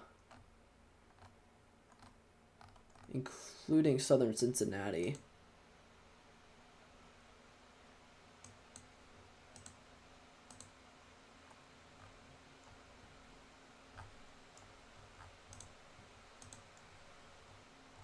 Yeah, so there's some massive hail. So again, if you live in the southern Cincinnati region, mainly the Kentucky area, Independence, Burlington, Rising Sun, Union, Florence, Edgewood, Independence, Alexandria, massive hail is coming your way, upwards of 1 inch to potentially 1 inch and potentially 60 mile per hour wind gusts. So definitely make sure you're watching out for that. I'm going to continue to watch this storm here because I'm kind of concerned about the tornado potential. It's still exhibiting not 2 inch hail anymore, but still massive hail, upwards of 1.75 inches.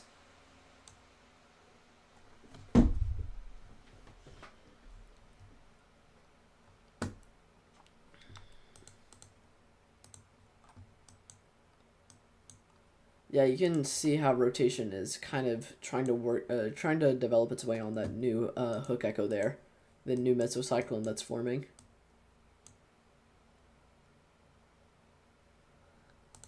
It does look like it is mainly inflow though, because it doesn't really look like it's associated with any outgoing winds. Overall, the rotation is kind of terrible overall. I don't see a tornado risk with this in the next couple of minutes, but we'll watch it.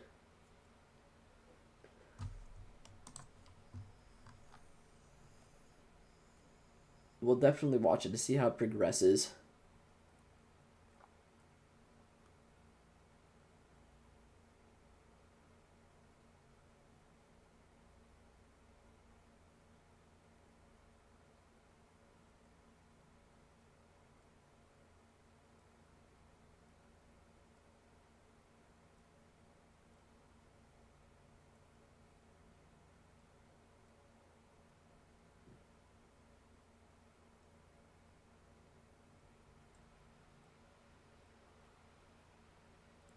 Again, if you guys have questions, please ask. I'm completely open to questions.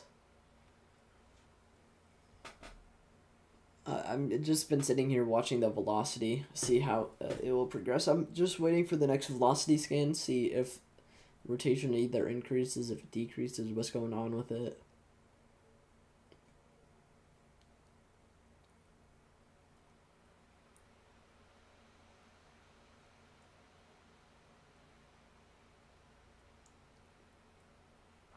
It does look like we got the new velocity scan, and it does look like inflow may be increasing in overall coverage, but maybe not so much intensity. Vince Walty does look like I think he is trying to position himself in that region. Not really sure what he's doing. He's taking a dirt road up. Actually, no, I know what he's doing. He's going north to, again, try and position himself in that region. Ooh, it's looking better for that previous mesocyclone now. Inflow may need some work, but you can definitely tell that there is inflow, and then you can tell that there is a little bit of an RFD. There's no, like, rotation that it's really visible, but everything's coming together to indicate some rotation forming in the next couple minutes.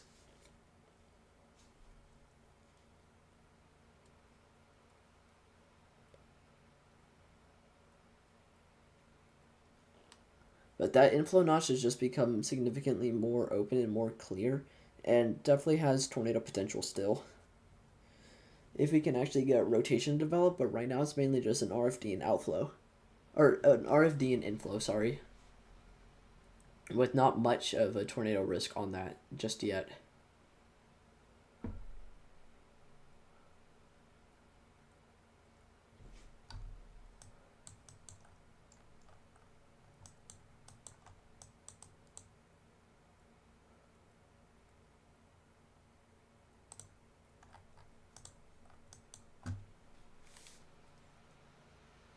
It is looking kind of messy though, but it's definitely still got potential to it.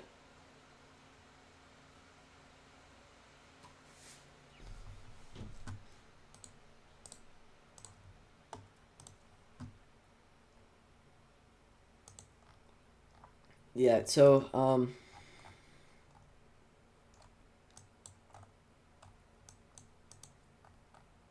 yeah, it's still going. It does have inflow, and it does have an RFD, and massive hail as well. This is likely a scattered body spike, and from the massive hail across this region. It's likely potentially getting upwards of maybe 1.5 inches to maybe 2 inches, a 2-inch hail across, associated with this storm for Fairfax and Ralston, Oklahoma. Definitely some massive hail is on your way if you live in those affected areas.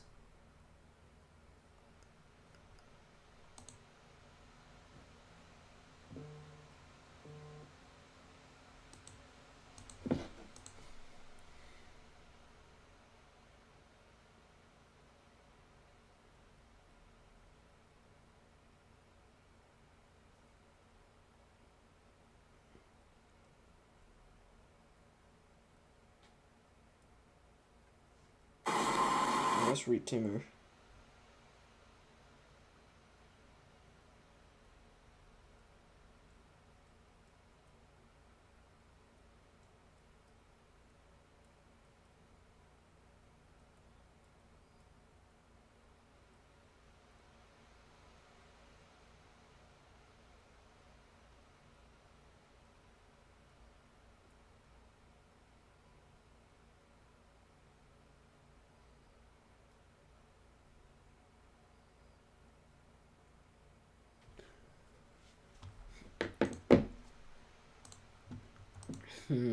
Okay.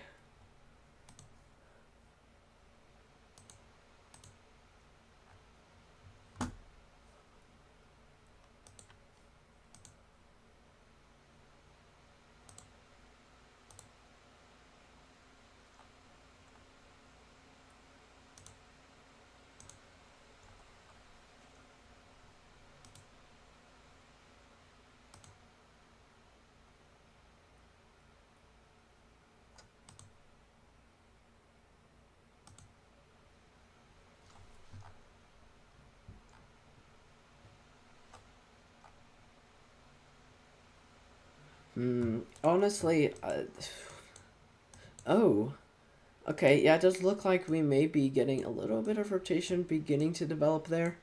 I'm gonna wait for the new velocity scan to really say anything. Yeah, okay, never mind, I guess. Still does have inflow in an RFD, but man, it just got destroyed.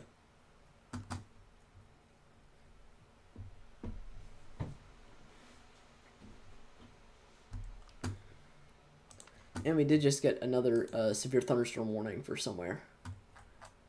Damage threat considerable for Texas, the Texas region.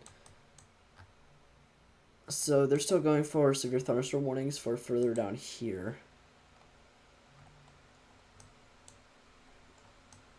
And again, this is the storms that we're going to be watching for our main event. As soon as these move into the region, we're going to see a large amount of massive upscale growth across the area and the potential for very large hail and some damaging wind gusts, as well as some significant tornadoes. However, the potential for tornadoes is likely going to be greatest much later this afternoon.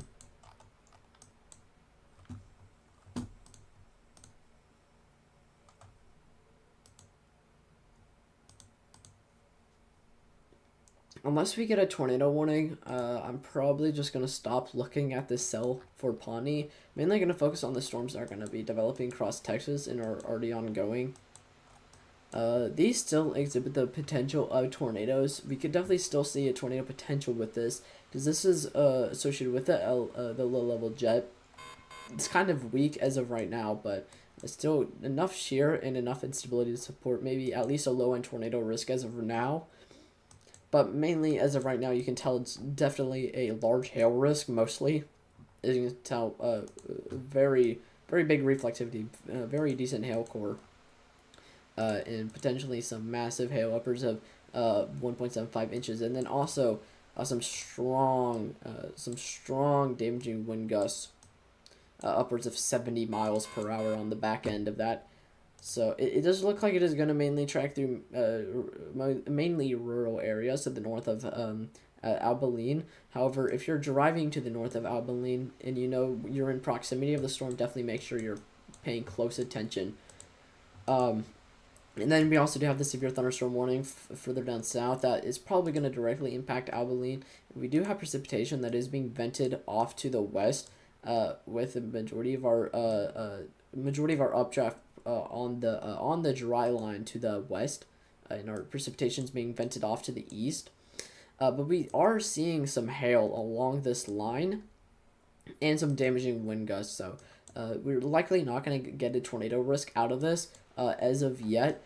It will wash down here because it is completely free to begin developing rotation, because there's not precipitation immediately being vented into the region or the area that inflow would develop in. So further down south definitely has the potential for tornadoes to develop off of it.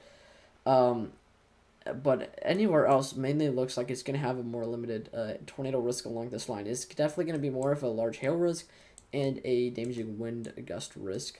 And you can tell that we do have a pretty big pocket of some pretty strong damaging wind gusts, potentially upwards of 70 miles per hour for that region that may impact the Abilene area. And then also some massive hail to the north of the Abilene area. Definitely some really big hail. Again, upwards of 1.75 inches. And I think, I think a lot of things were saying potentially upwards of 3 to 4 inch hail today is possible.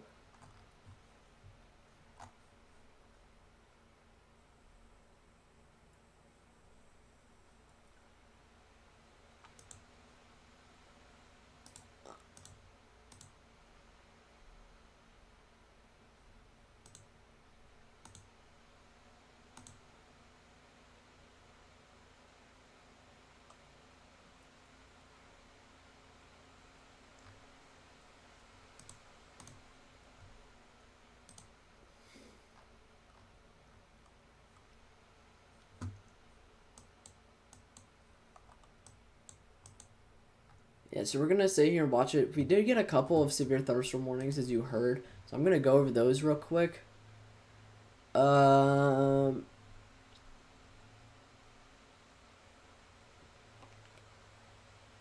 probably around 3 minutes ago. So, one for Missouri.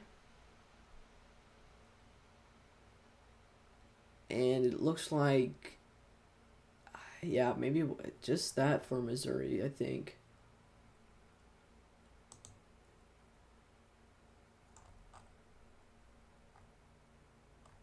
We just got a ton of pilot reports, so I hate like not being able to only single out the things I need on the IMP bot, because I don't want to see all the stuff for pilot reports.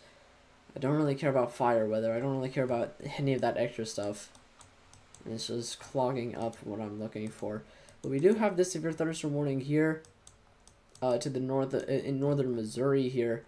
It is tracking through potentially more mainly rural areas, but also some small towns are in the way. You have Grant City, Allendale, Worth, Denver, Gentry, Martinsville, Ridgeway, Eagleville, Bethany, New Hampton, Albany, Statenberry, Darlington, King City, and McFall that may be able to see hail sizes upwards of 1 inch in wind gusts that may be able to reach 60 miles per hour. We can go over this list of severe thunderstorms. I think that would be pretty good. So let's start here. Let's start with the first one on the list, where we may have some potentially developing rotation here. As you can see that we do have a lot of inbound velocity as well as a lot of outbound air, a lot of outbound parcels. So we may be able to see a little bit of rotation. However, it is like smack dab in the middle of this hail core, so I'm kind of unsure about that. But hail upwards of 1 inch and potentially wind gusts upwards of 70 miles per hour are definitely possible with this storm. And then we can also go one down to whatever this one is. Yeah, so this one is exhibiting hail that may be able to reach upwards of 1.5 inches and a wind gust upwards of 60 miles per hour for Monet, Peru, Havana, Neotaz, Havana, and then that may also extend into Independence with mainly a risk of 1 inch hail to and 60 mile per hour wind gusts for Independence, Sycamore, Cherryvale, and potentially Elk City as well. With that less organized but more isolated cell. I doubt we're really going to see too much go on with that because it's kind of being choked by a lot of rainfall here, but it does look like we may have a little bit of rotation depending on where our radar site is, which is far south. Yeah, we may have a little bit of rotation there, but it does look like it may be mostly convergence. Then we can go down one again, which is down into Texas, where we are seeing our storms that are going to start off at moderate risk. This is going to be the main event that's going to happen later today. By the time these storms move into the Oklahoma region, we're going to see a lot of massive upscale growth along that dry line, and the potential for massive hail, strong damaging wind gusts, and potentially some significant tornadoes later this afternoon. But as of right now, these storms are mainly exhibiting the potential of hail upwards of 2.75 inches on this one storm to the northeast of Abilene, which is definitely going to be extremely damaging to cars. And if you live in any of the affected areas like Albany, into the north of Albany, do not go outside in this. This is like dangerous. 2.75 inch hail could potentially be deadly and extremely damaging. And wind gusts upwards of 70 miles per hour are just going to make everything worse and blow unsecure objects around. May even do damage to certain things outside. And then we also do have this kind of unorganized line that's developing along the dry line with precipitation venting off to the east, which is going to choke out any inflow that may develop with a mesocyclone. So we're probably not going to see too much of a tornado risk with this. Further down south, we may be watching for a tornado risk because we don't have as much precipitation venting into an area where a mesocyclone may develop, and it does look like it may have a little bit of an updraft formed there. So we could watch for the potential of some tornadic development there. Everything is in place for the potential of tornadoes. However, as of right now, we definitely don't see that as of now. But then we can also continue down. That's that one severe thunderstorm warning I already went over for Independence. And then that's for Texas, Pawnee, Oklahoma. This is that one cell that we were looking at. It looks like Vince Waltz probably stop chasing. It did look like it had some tornado potential earlier, however, it definitely does not anymore. It's become more of a damaging wind gust risk and the potential for some pretty large hail there, potentially upwards of 1.5 inches and 60-mile-per-hour wind gusts. And then we can look at, I think, where are we? Let's go to the one that's in Kentucky.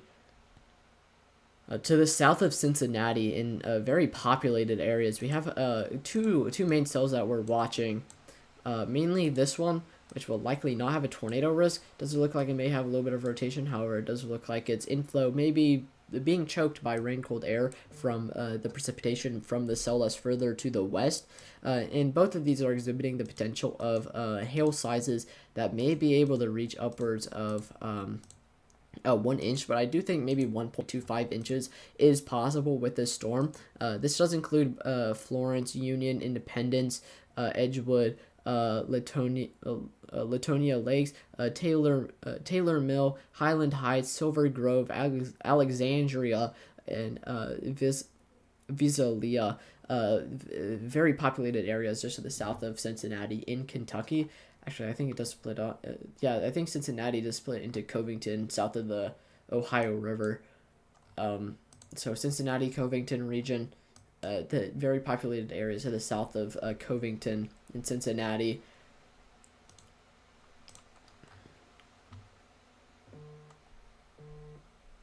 And then we also do have this severe thunderstorm warning for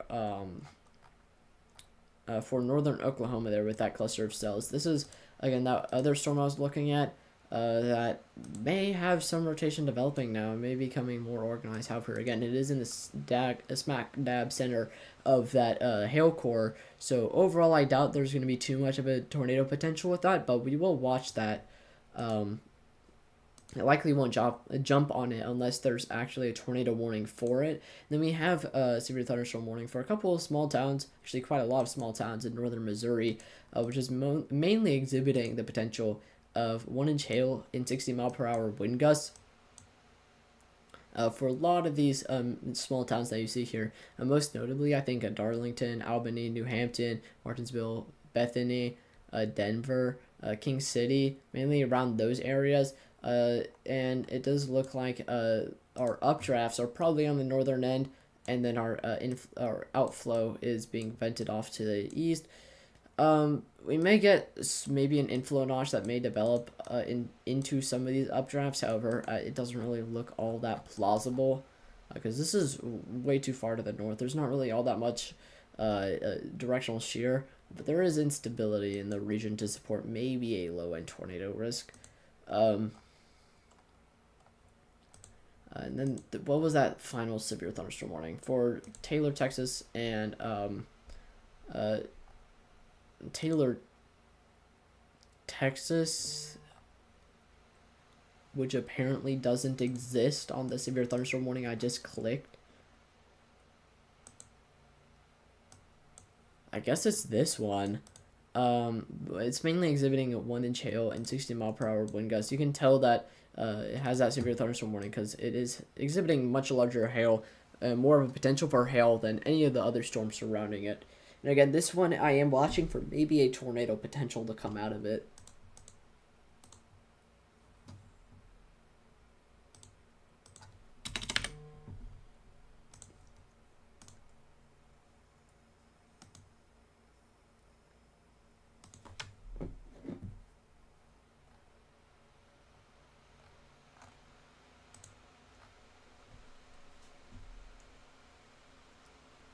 I don't know why, but my phone's exploding.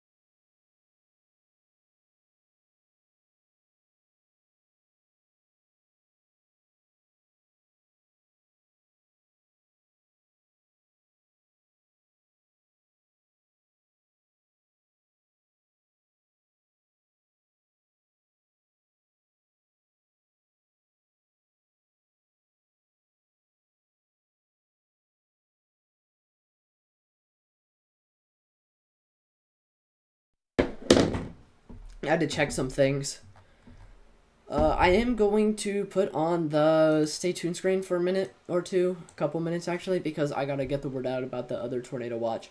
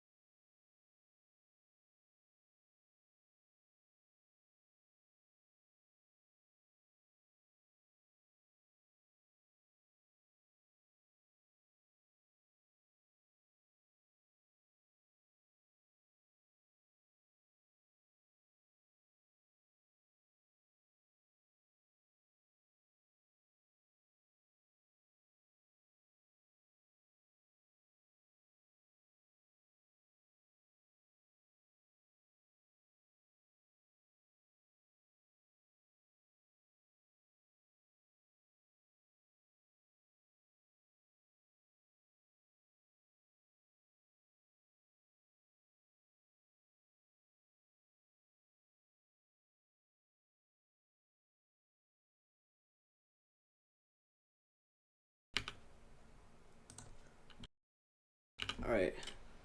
On. Okay, there we go. Alright, we're back. We're back in business.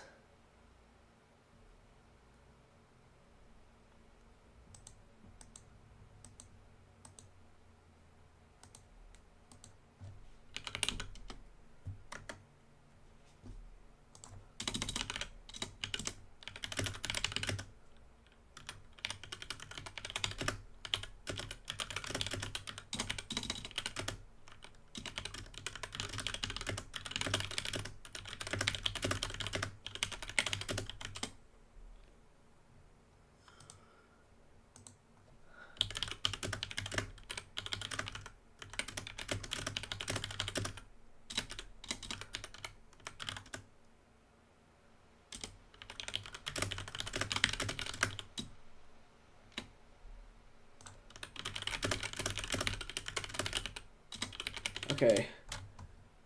Kind of just waiting, sitting around waiting.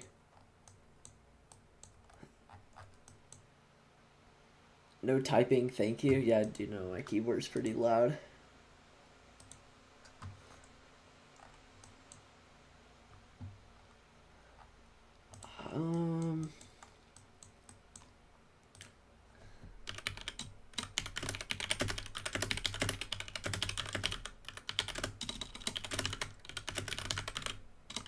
Okay. Damn, 2.5-inch hail. Okay, yeah, I'm gonna keep an eye on this storm. This severe thunderstorm warning is now indicating upwards of 2.5-inch hail, which is very damaging and destructive and potentially even deadly if you're caught outside in it. If you live in any of the affected areas, that includes Copan, Wan, and Lenapaw in northern Oklahoma, or Coffeyville, Tyro, Deering, Liberty, Cherry Valley, Independence, Havana, Caney, and Neotaz, please definitely make sure you're in a safe location, because this is extremely large hail and pretty strong damaging wind gusts as well. And then also it does look like it may be trying to form a little bit of a hook to the south here, and also a little bit of inflow. I don't really see any rotation just yet. There may be a little bit of rotation here. It's still very broad. It's not really tight. We would need it to tighten up a little bit, which would probably happen with a RFD surge. However, it does look like it is rotating at least a little bit, and may be able to support the potential of a tornado. I am noticing how this is kind of bowing a little bit, so we may have this hook kind of cycle back and weaken out, and we may have this thing here kind of become the more dominant mesocyclone. I kind of see that is what's going to happen in the next couple minutes, but we definitely have some rotation there. I'm ready and excited AF for tomorrow. I'm not going solo. My buddy is going with me, and he's driving, so good for me. Yeah, that's good if you're going chasing for tomorrow. I'm going to see if I can go chasing. I'm trying to beg my parents. But even if I don't, I'll still have a live stream up, and it'll be with my GoPro.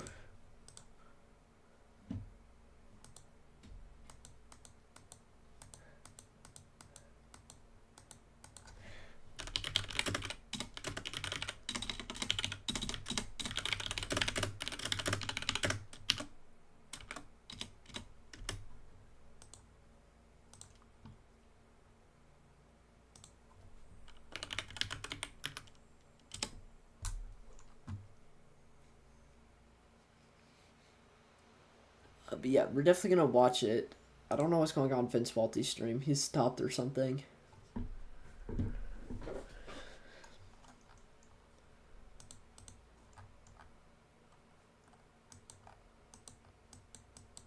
Okay.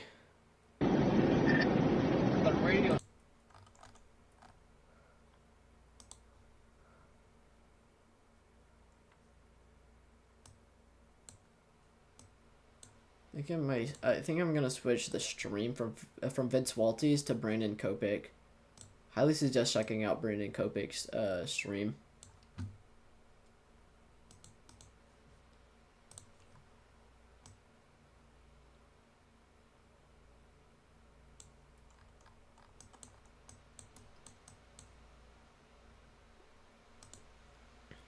But yeah, we definitely have inflow. Does look like we may have some rotation there.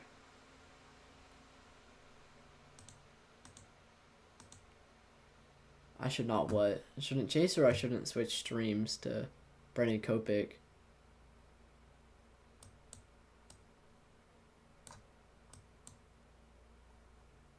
Corey the W. If I could mute it, I would put him. Okay, I can mute him. I'll just put him in the corner there, I guess.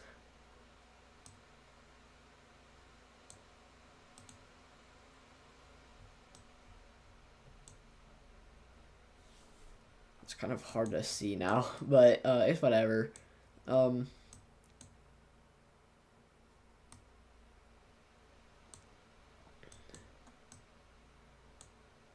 Yeah, I can't do it with this. Oh, that was a nice lightning strike.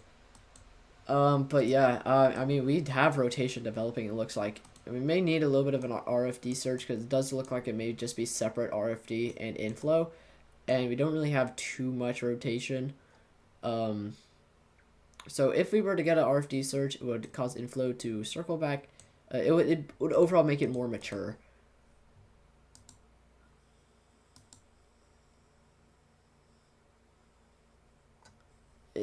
Like this, it definitely needs some work, but it's definitely got potential.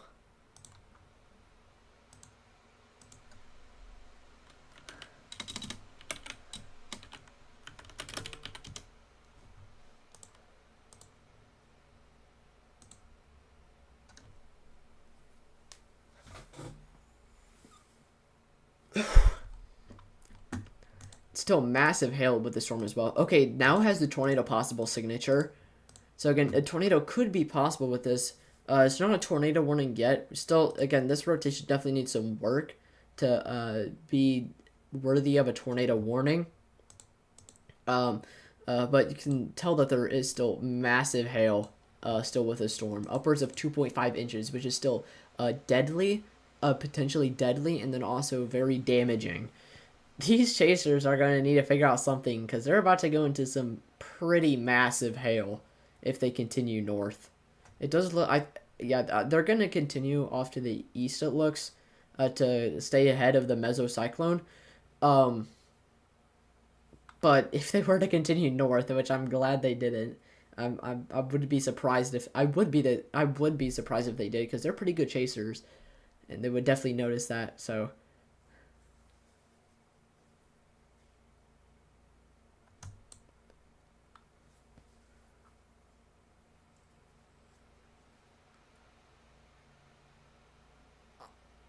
Yeah.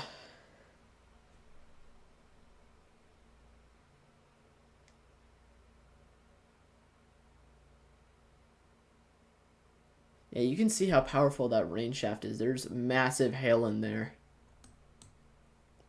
And we're still seeing some developing rotation with this as well. So again, a tornado is possible with this. We do have the tornado possible signature on this storm.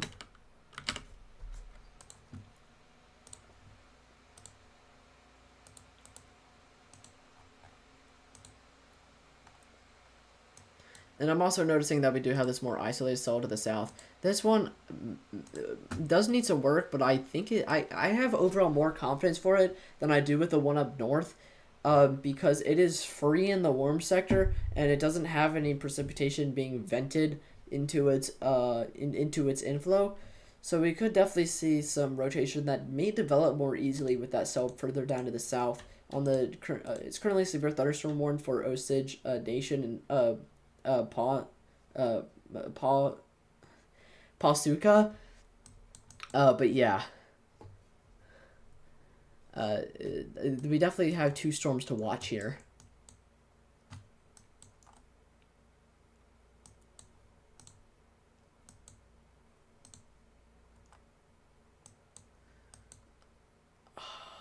Yeah, they're going to need to move here in a moment, I think. Potentially. I think it's just going to move off to the northeast, but that RFD definitely looks like it may be pretty juicy with hail, so you can see that RFD wrapping around too with some of the wisps that are coming out of the clouds. Ooh, okay. Rotation is looking significantly better now. It actually does look like it is rotating more so. And we could definitely see some tornado potential with that. So I'm going to start, I'm going to switch to a 4-panel here, which may look very confusing. But I'm mainly using it because I need to see correlation coefficient. So I'm going to close this stream for now, because I need to see if this were to drop a tornado or not. I am noticing this. There is potentially there is a lower amount of correlation coefficient there, right underneath the rotation. However, there's also hail in the region, so this may likely be contamination from hail. However, I would be concerned if it would be a CC drop, because we definitely have rotation now. It's definitely looking more so like rotation than just two opposing wind forces next to each other.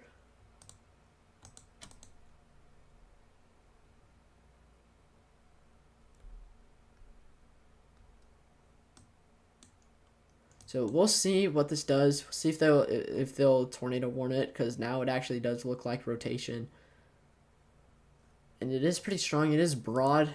Would like to see it tighten up. Actually, in the context of me wanting a tornado, if I were in the context of me wanting a tornado, I would want to see it tighten up more. However, this is kind of populated. It is mainly rural areas, so like I don't want to see it tighten up, but in the sense of if I want a tornado, I would like to see it tighten up a little bit more.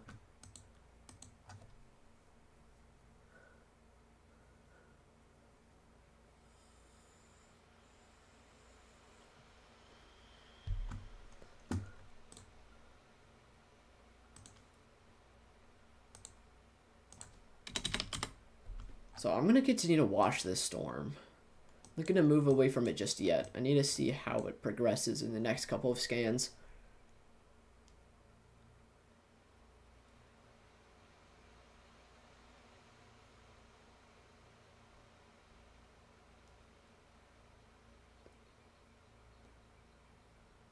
Okay, reflectivity still looks decent. It looks like there may be a little bit more precipitation in the inflow notch now, which may limit tornadic development, because there may be a little bit more rain-cooled air falling into that inflow notch, which may choke it out.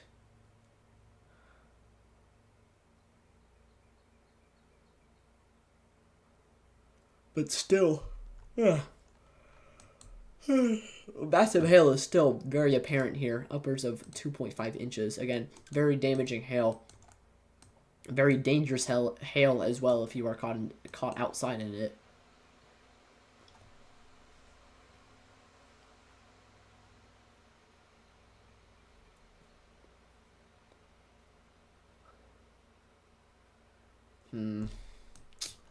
This was kind of what I was noticing here. I'm going to make sure I'm on the best radar site. Yeah, I am. Is that we don't really have much going on with our spectrum width. It does look like... Okay, where's our radar site? Oh, it's that far south? Oh, man, yeah, that's looking like rotation now.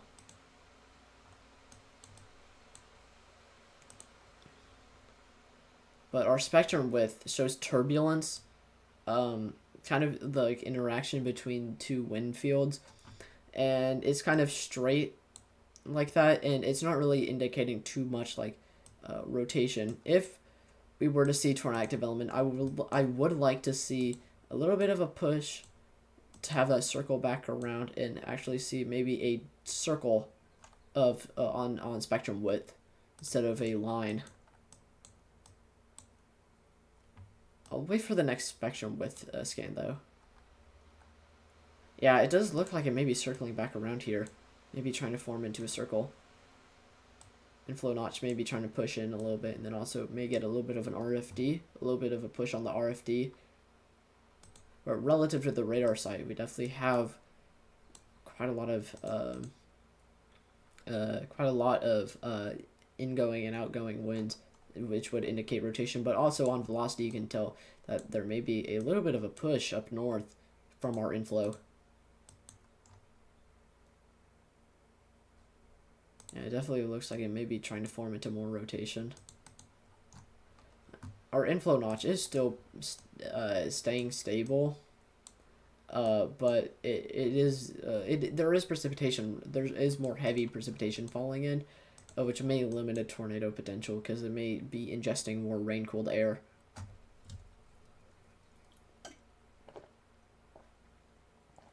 But still definitely seeing tornado potential with this storm.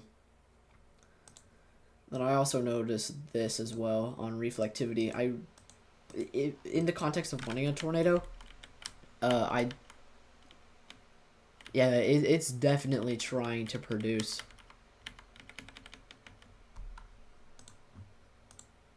Not sure what's going on here, but it looks like a new cell may be developing, but it also may be outflow. Maybe becoming more outflow dominant, which will severely limit a tornado potential. But it's also like in the way of the inflow, so it may make things even worse for this area of rotation. I still don't see this being tornado warned. It needs a little bit more work.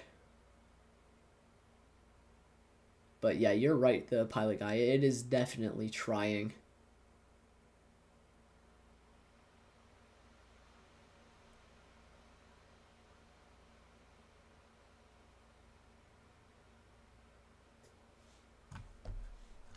So we're just gonna continue to watch this, see how it goes. We're gonna see how it develops. Still haven't seen any haven't seen any watches or warnings, or not warnings. Yeah, I can just call you. All right, I'll do that. I just called you the pilot guy in the context of the YouTube chat.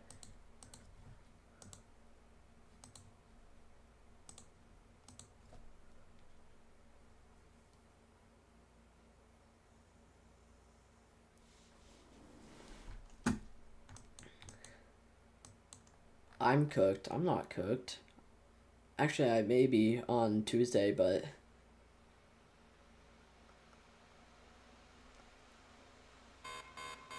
okay, we got a new warning. Let me check IMP bot.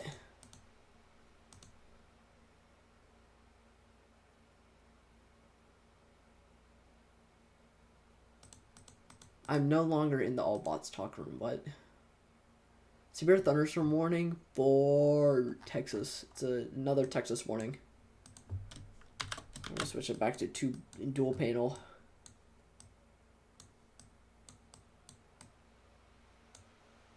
Man, you can really see like how high the elevation is, how strong the upper level winds the upper level winds are in the higher elevations. It's wild.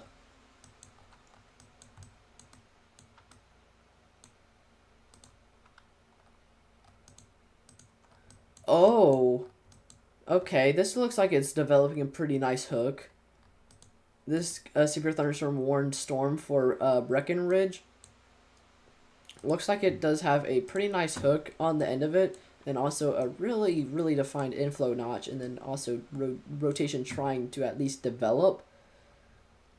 It definitely has some pretty strong inflow, though. So we're going to watch that, I think. Then further south, we are seeing a little bit more clustered cells. We're probably going to see the severe thunderstorm warning extended for this cell in particular. Mainly for a hail risk, but also some potentially for some damaging wind gusts. Yep, I just called it. 1-inch hail and 60 mile per hour damaging wind gusts. And it also does include some of these storms back here, but this is probably more of a damaging wind gust risk than it is hail, but still may be exhibiting some penny-sized to nickel-sized hail, likely less than 1 inch, but this storm in particular is definitely exhibiting at least 1 inch in diameter of hail.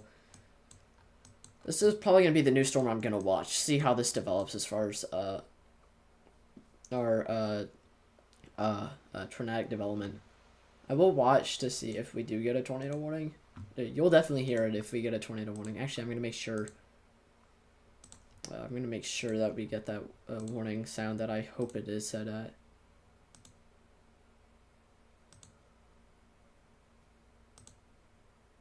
Yeah, it's set as the proper thing.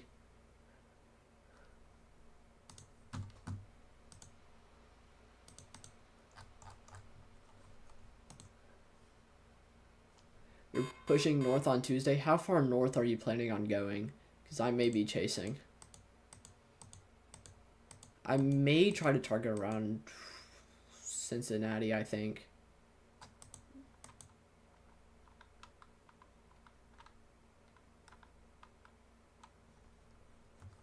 But we are getting severe thunderstorm warnings left and right.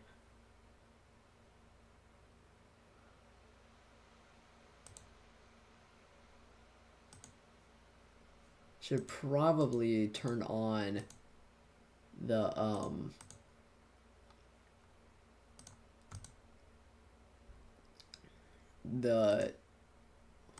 thing for StormNet, that tornado thing.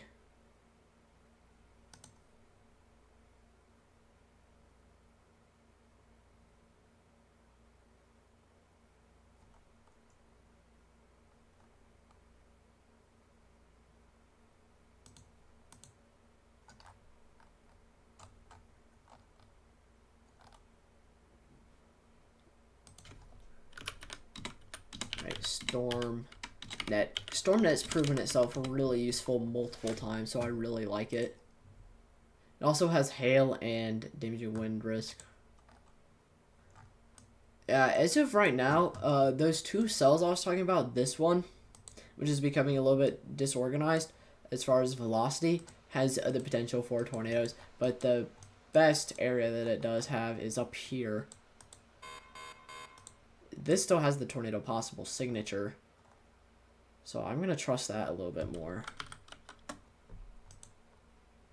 along with our StormNet.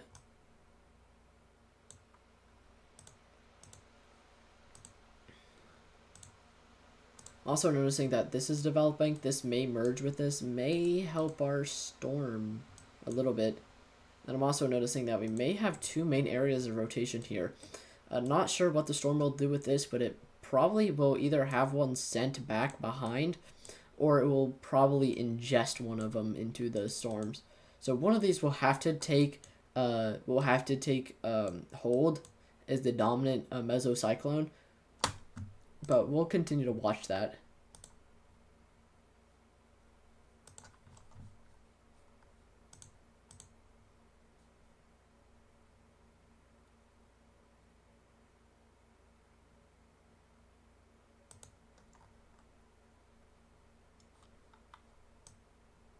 But the 3-hour potential for tornadoes is maximized, or not maximized, but it's most greatest around Missouri for our 3-hour tornado potential on StormNet.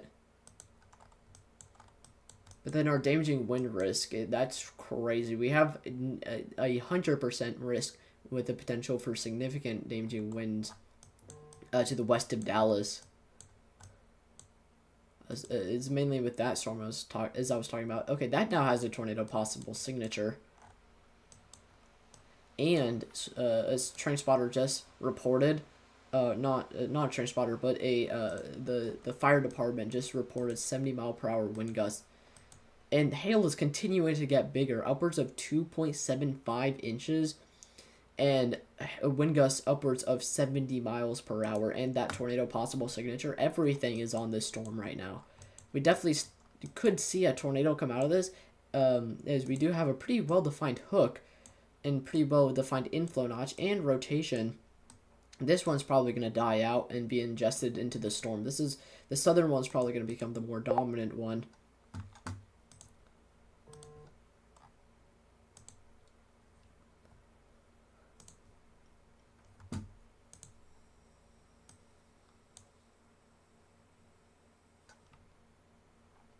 But we could definitely see tornado potential with this one.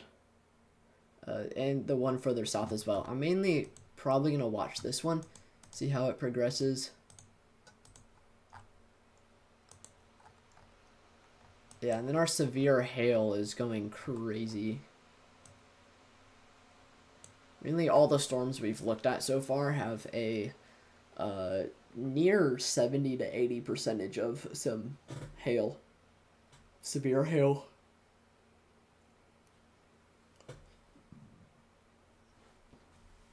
I will definitely be using StormNet on the chase tomorrow. If I do chase tomorrow, that is.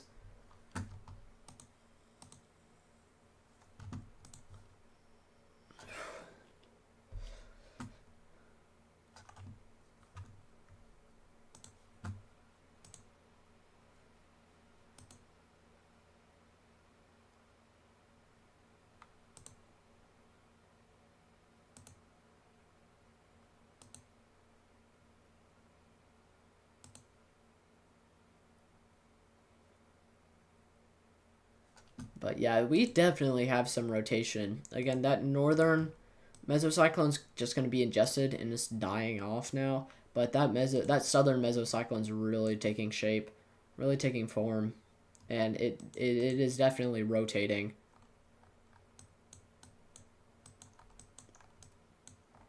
And then our rear flank downdraft, our flanking line is much more prominent there.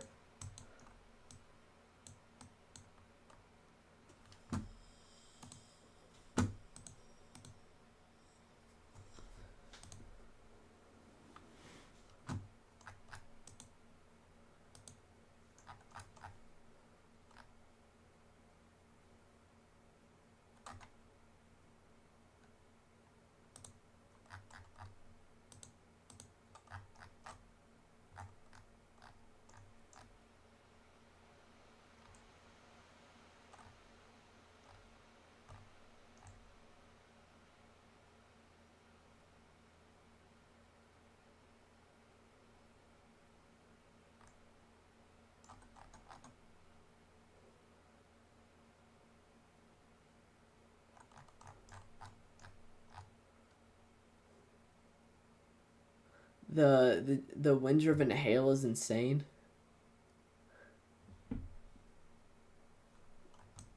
I mean, yeah, we're getting some massive hail. I assume you mean wind shear, but yeah, we're definitely getting massive hail, upwards of 2.75 inches, and that's probably not even it's probably not even the biggest we're gonna get it. It may even be able to extend upwards of 3 to 4 inches. There was a report not long ago of a window broken because of hail. Yeah, I mean that kind of makes sense. There's some massive hail, really big hail.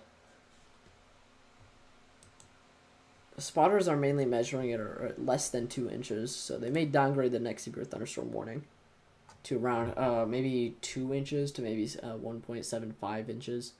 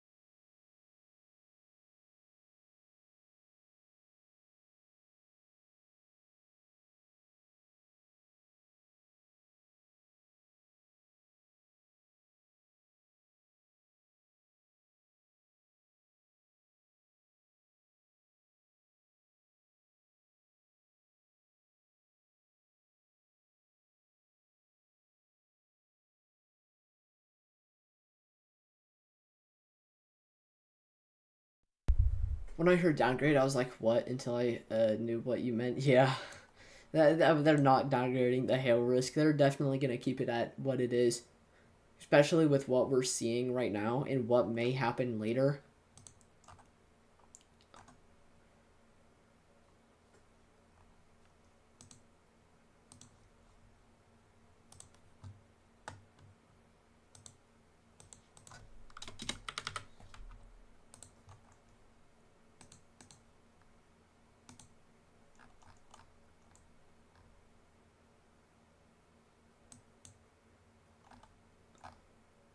2 points. 2.75 inch hail was reported in just to the north of Abilene, Texas. That is massive.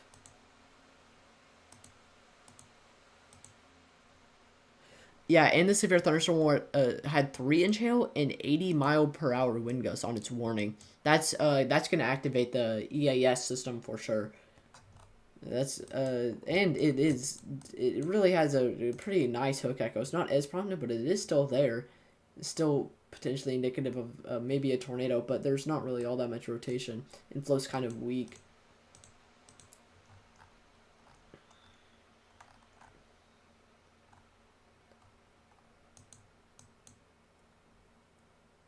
We also have this severe thunderstorm further down south, mainly 1-inch hail and 60-mile-per-hour wind gust to the southeast of Abilene, Texas. I don't know what's going on here.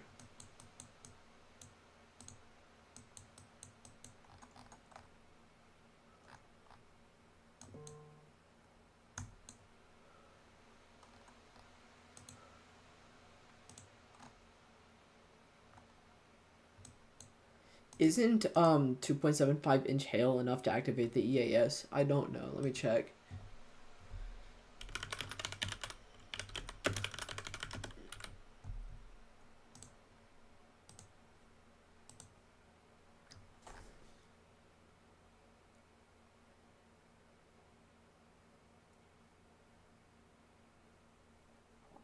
Okay, criteria for destructive damage threat is 2.75-inch hail and 80-mile-per-hour wind gusts. So we definitely got a destructive thunderstorm warning earlier for that area. Likely say destructive if we go over here.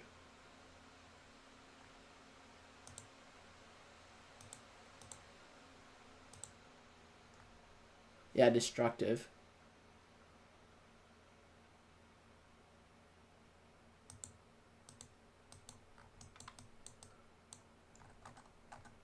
We also just got another severe thunderstorm warning. So it was for Texas again. I think it was this. For this little isolated cell here, mainly a hail risk of 1.5 inch hail and 60-mile-per-hour wind gusts.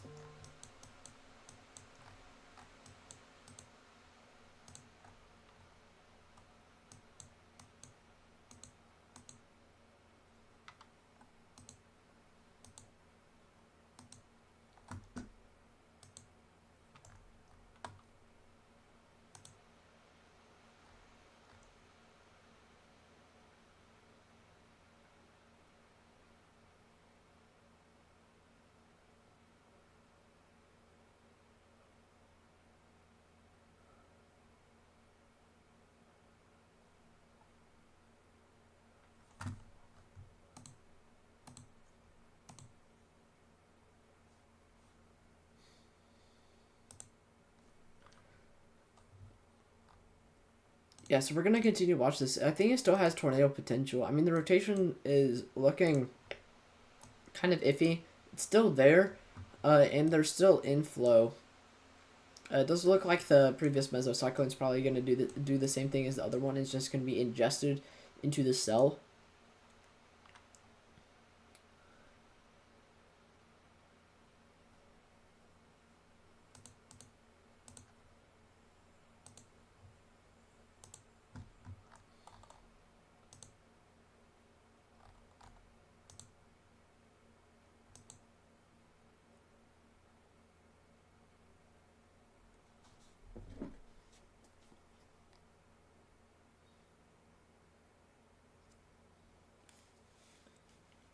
There's another tornado watch issued.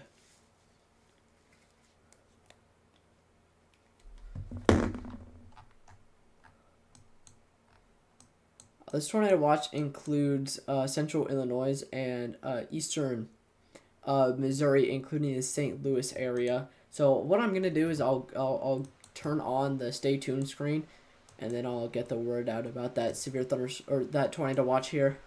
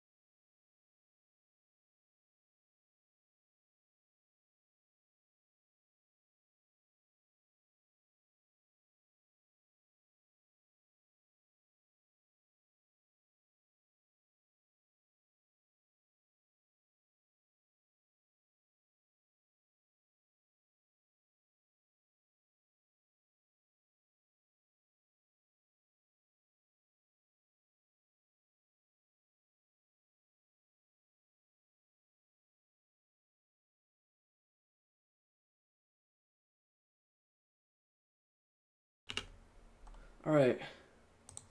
Here we go. Got a couple severe thunderstorms warnings while I was gone.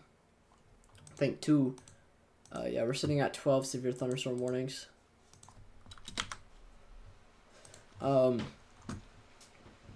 So let me quickly check IEMBot if the warnings even still exist and aren't covered up by pilot reports.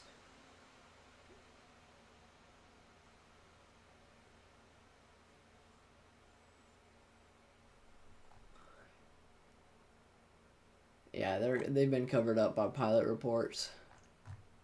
I do know that one of them was just a continued warning for this storm. Still has a tornado possible signature on it. So we could still see the potential for tornadic development. And we do have rotation still. But there's nothing that indicates a tornado currently being on the ground. We still don't have a tornado warning, so this may need a little bit more work.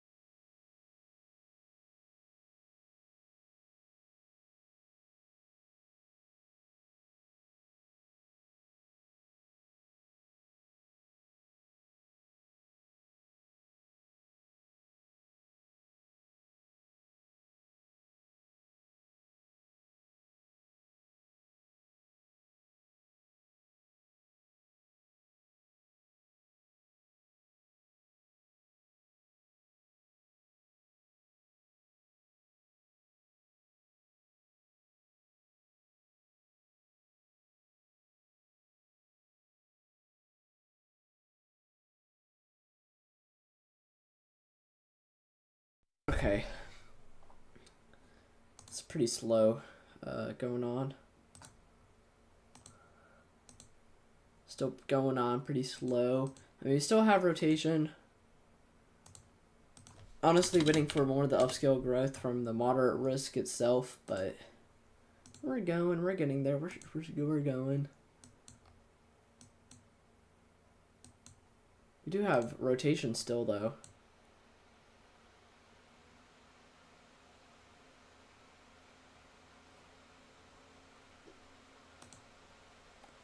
Still unsure if it'll really support all that much of a tornado risk. Rotation is continuing to die out with the newest velocity scan, so I may not look at it too much. And we don't have a defined hook echo anymore, so tornado risk is likely out of the question for that storm. So we may be shifting our focus further down south here.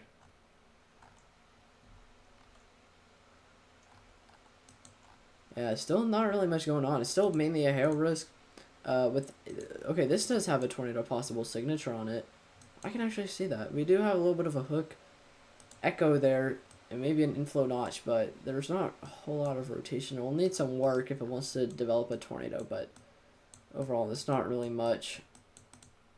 And then we also have this storm, which is mainly a squall. It's mainly a hail risk with the potential of hail that may be able to reach 1.25 inches and wind gusts upwards of 70 miles per hour, as well as that tornado possible signature.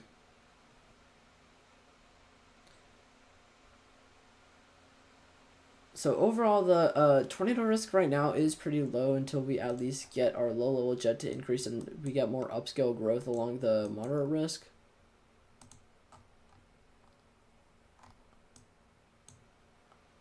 And then we also have this other severe thunderstorm warning, which is indicating hail upwards of 2 inches, which is quite wild.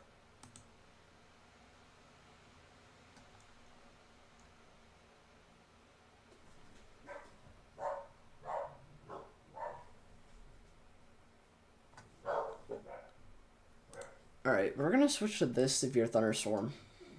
We're going to continue to watch this. I want to see how this progresses. So overall, it has the biggest risk to life and property. It does have the tornado possible signature, however. I do potentially see that being taken away with the newest update, but it does still exhibit rotation. It is still cranking away, but it's kind of meh now. It will need work if it wants to produce a tornado, but it also does have hail upwards of 2.75 inches and wind gusts upwards of 70 miles per hour, so definitely a pretty strong severe thunderstorm here.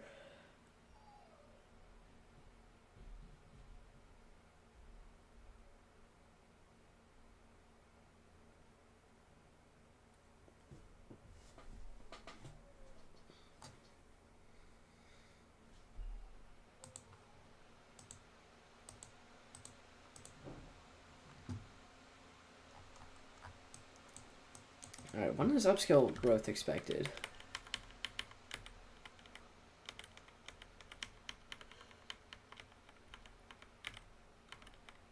Additional development may be possible like around 7 p.m. It's kind of getting late. But all hazards are still on the table.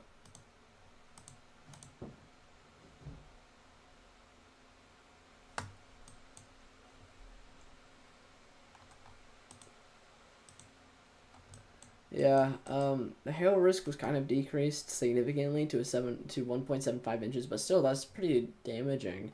Anyone that lives in like a Parson, Mount Valley, Altamont, Oswego, you can expect some pretty large hail, which may be damaging to property and potentially threatening to life. So definitely make sure you're indoors.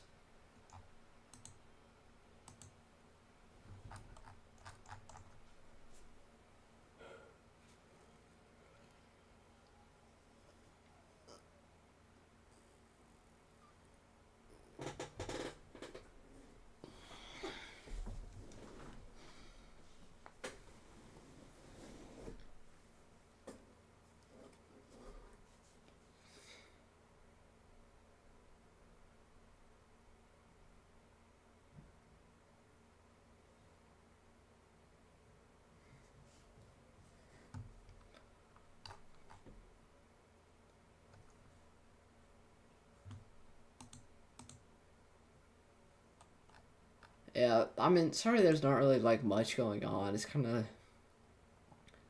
it's kind of, it's been kind of slow until, we actually get our main event.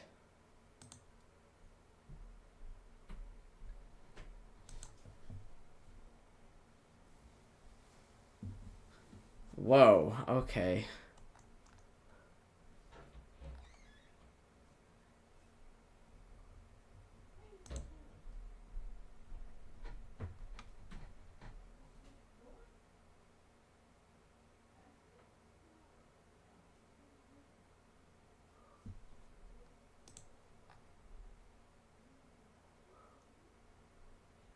Ooh, there was a funnel earlier, but it was kind of met. Some people think it may have been a cold air funnel, which I can see that personally.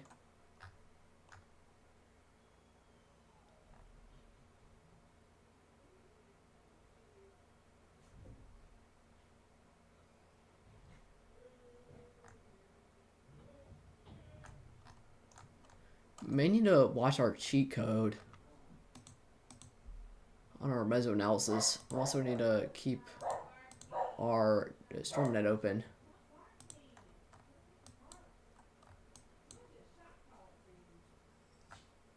Yeah. Ooh.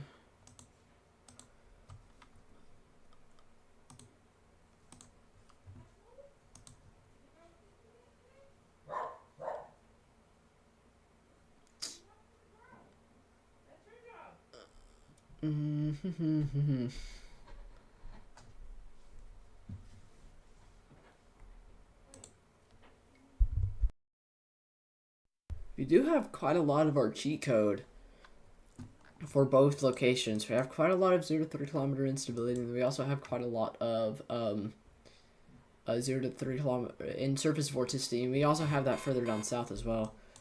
We also just got severe thunderstorm warning, a new one.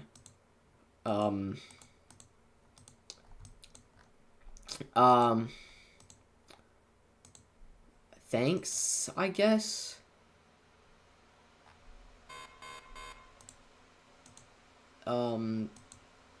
Yeah, yeah, no.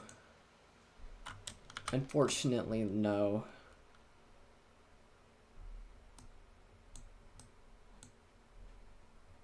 Actually, I don't know. It was pretty windy, but I don't really call that a severe thunderstorm.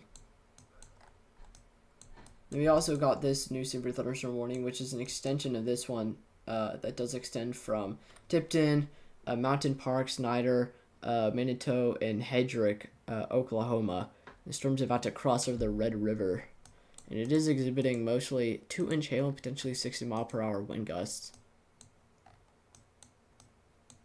So I am going to probably track one of these storms out of the tornado possible signature. Probably this one.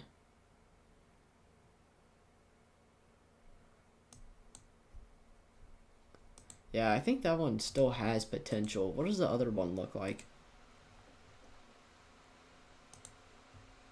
Oh, it shows the same one.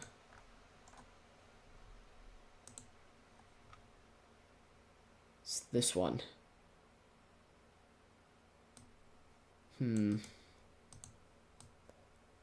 I think this one is likely about to be expired. This one is probably the continuation of this one, and doesn't have the tornado possible signature anymore. So I will continue to track this one.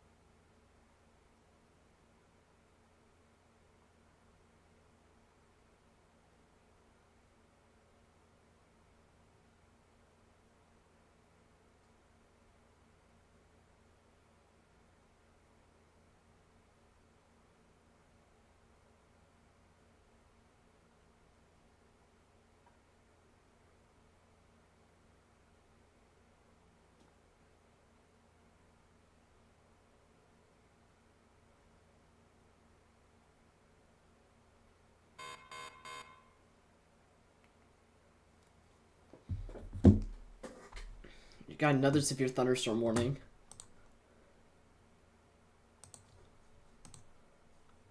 Oh, okay, chat.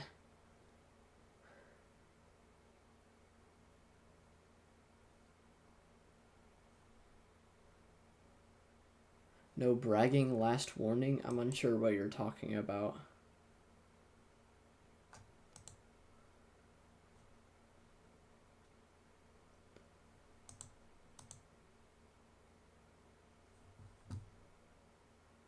I'll bro. Okay, whatever. I legit don't have no idea what you're talking about. I haven't been bragging about anything.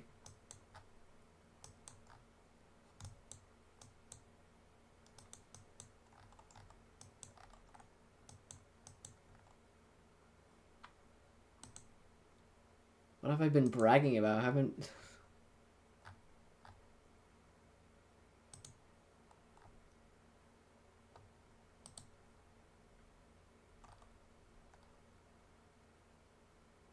Alright, anyways, this storm... Okay, whatever. This storm is exhibiting anywhere from 2-inch to potentially 1.75-inch hail. And that new severe thunderstorm warning that we just got is an extension of the old one. It doesn't, still does have the tornado possible signature on it, and it is indicating upwards of 70-mile-per-hour wind gusts. And I could definitely see the potential of a tornado with this. We do have a really big inflow notch and a pretty well-defined hook, and maybe some rotation there, but it definitely needs some work. Let's check some of these other severe thunderstorms. Like this one further south, still exhibiting upwards of 2-inch hail, but it's very slow moving. And I don't see any tornado potential with it. And then there's this one. There is that line of storms that's been across the Texas region. I think we're finally beginning to see some growth along that dry line, especially further down to the south. Oh, this is still mainly a hail risk. I think we may get a tornado risk out of this, because this looks like it may be free to develop an inflow notch. There's nothing stopping it.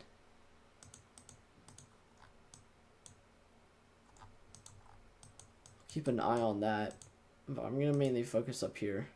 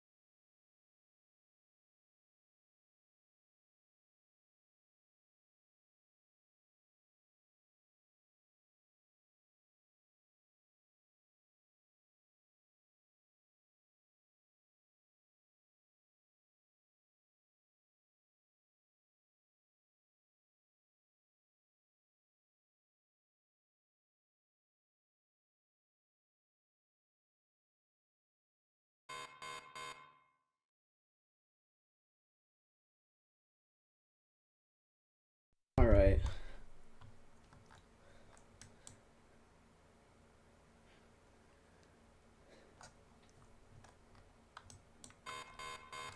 Ooh, new severe thunderstorm warning. Let's check IMP bot. I'm not in the bot's talk room anymore. Severe thunderstorm warning for somewhere in Texas.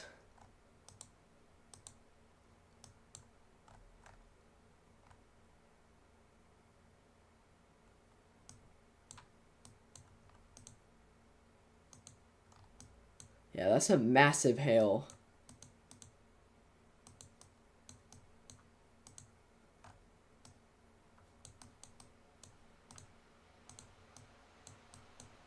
Yeah, we are seeing hail size upwards of 2 inches, and there's spotter reports that are coming in from this location indicating upwards of 2-inch hail.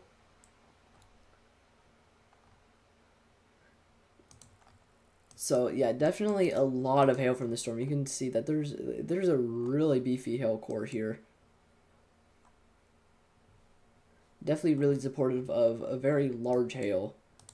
And then that also extends down to the rest of the line through the rest of these severe thunderstorm warnings across Texas, indicating the potential for some large hail and also some strong damaging wind gusts possible as well.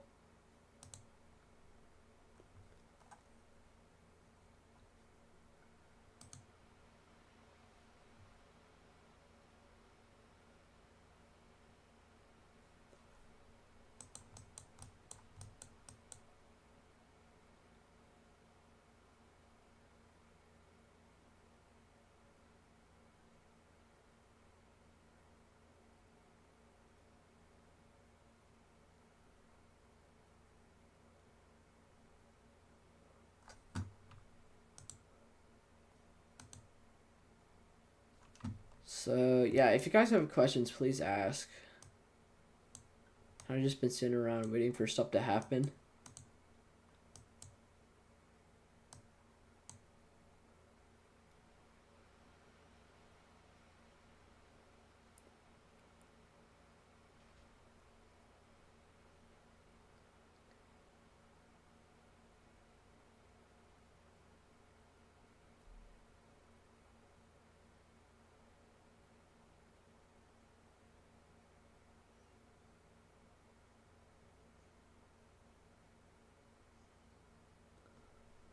Alright, I'm probably gonna switch back over to that one severe thunderstorm warning.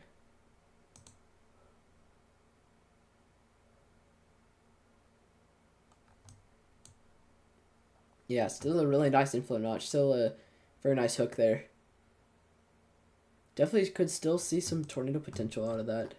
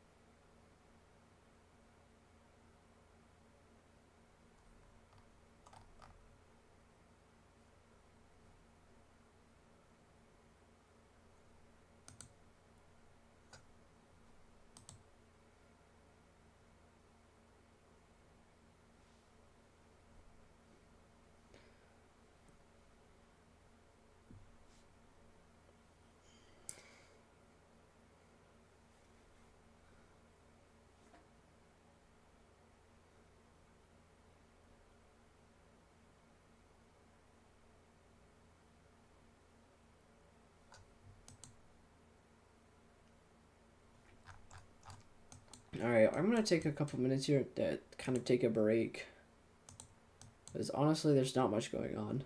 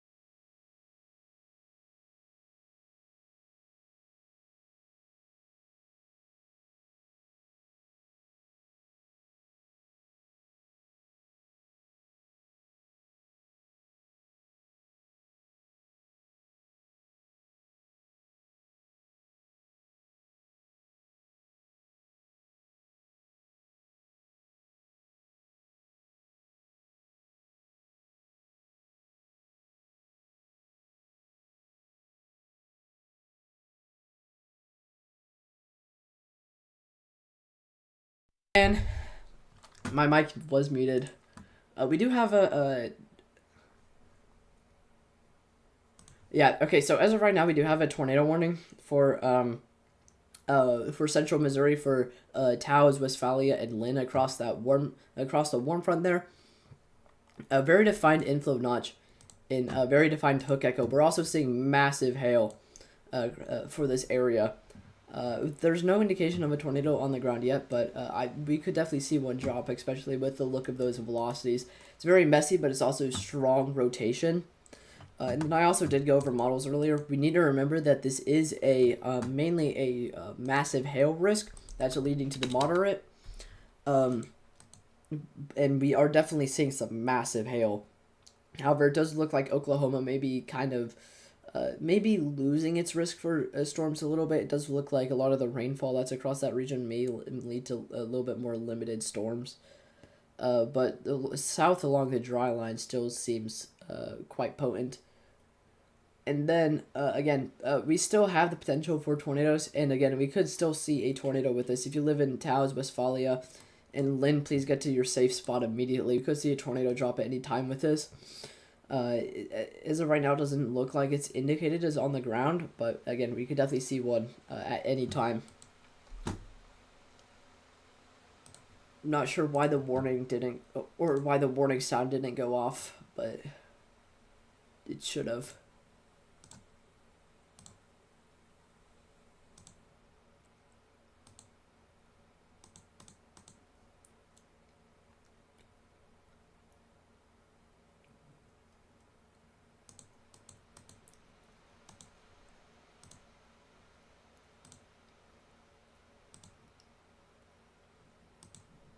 Yeah, it should have. I don't know why it didn't go off.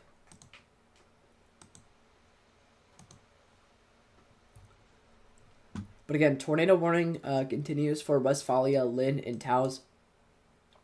We may be able to see a tornado at any time with this storm, so if you live in the affected area, please get to your safe spot immediately.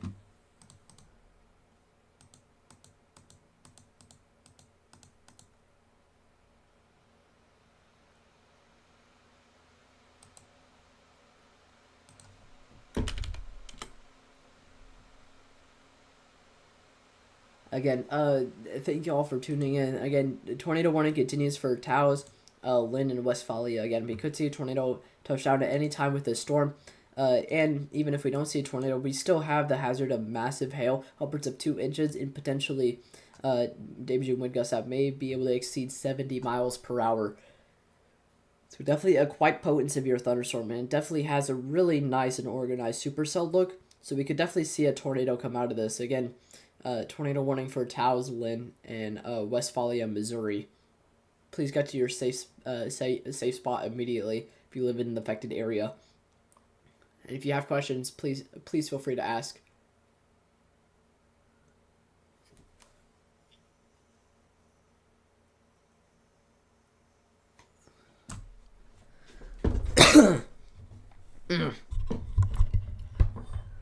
Alright, I'm going to improve the mic quality, but it's going to hurt my hand quite a lot because I don't have a boom arm. But this really improves the mic quality, like an insane amount.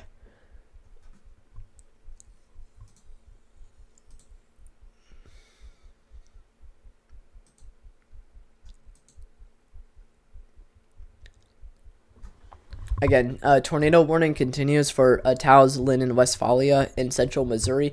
If you live in any of the affected areas, please stay with alert for the time being and get to your safe spot immediately.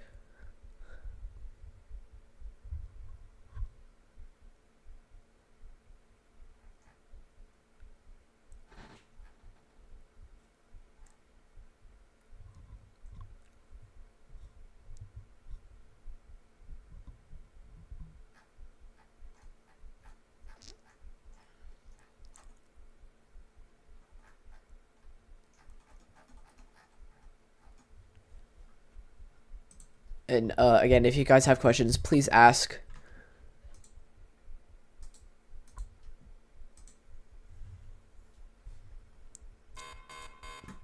We got another warning for somewhere.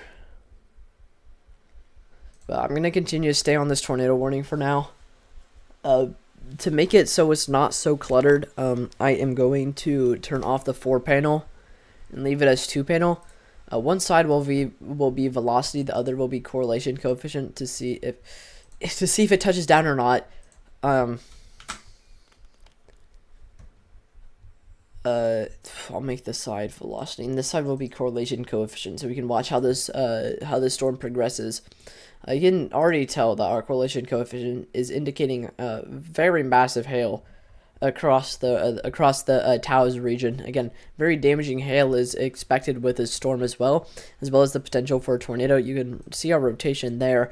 It is becoming a little bit more messy, but it is still pretty strong, and we still may be able to see a tornado come out of this. So if you guys do live in the affected area, please get to your safe spot immediately. Again, that's a tornado warning for Lynn and Westphalia. Mainly going towards Lynn. I doubt we're going to see a tornado potential for Westphalia anymore. But Lynn still is in the path of this thing. So again, a tornado could potentially touch down at any time with this storm. So if you do live in the affected area, please get to shelter immediately. Again, that tornado warning for Lynn set in central Missouri.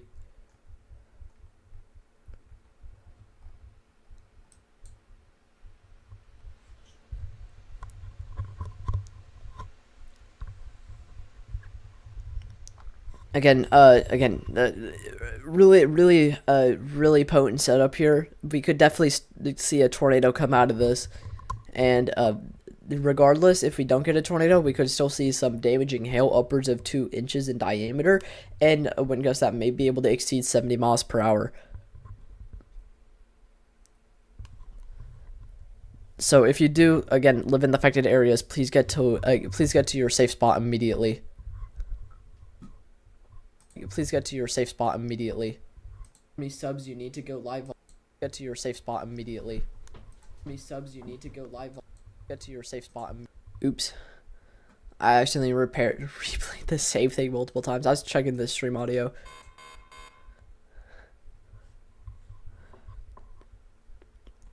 Hopefully it's not going to loop multiple times, but again, Lynn and Westphalia, you do have the potential for a tornado to potentially touch down in the next couple minutes. Tornado warning continues for Lynn, and a severe thunderstorm warning continues for Lynn and Westphalia as well. Again, even if we don't see a tornado, we could still see massive hail. Are we going to snipers today? Albaline snipers? I'm unsure what you're talking about. But Albaline is mainly out of the severe risk by this point. The storms have already passed mostly to the west, or sorry, to the east. So you guys are mainly out of the risk for severe thunderstorms for tonight. You guys are in the clear.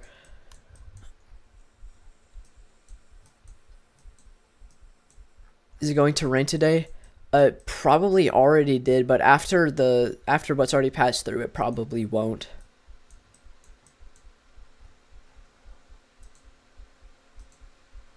Again, a tornado warning is continued for Lynn in central Missouri. We could see a tornado touchdown at any time. However, there is no indication of it being on the ground as of right now.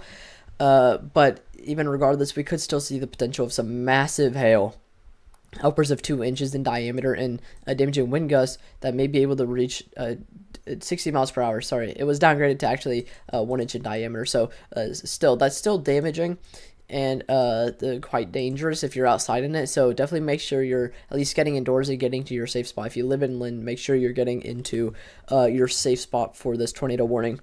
Again, we could see a tornado touchdown at any time with this. We definitely have a quite potent setup for tornadoes, so we could, again, still see the potential of tornadoes with this storm.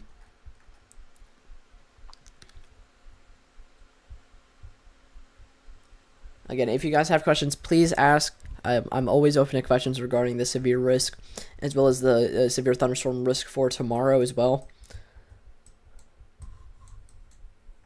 Still going to need to figure some things out as far as chasing potentially tomorrow.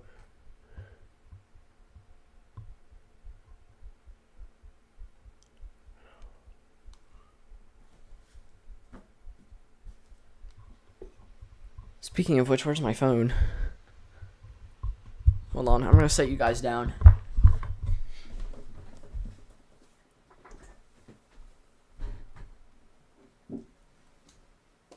There's my phone.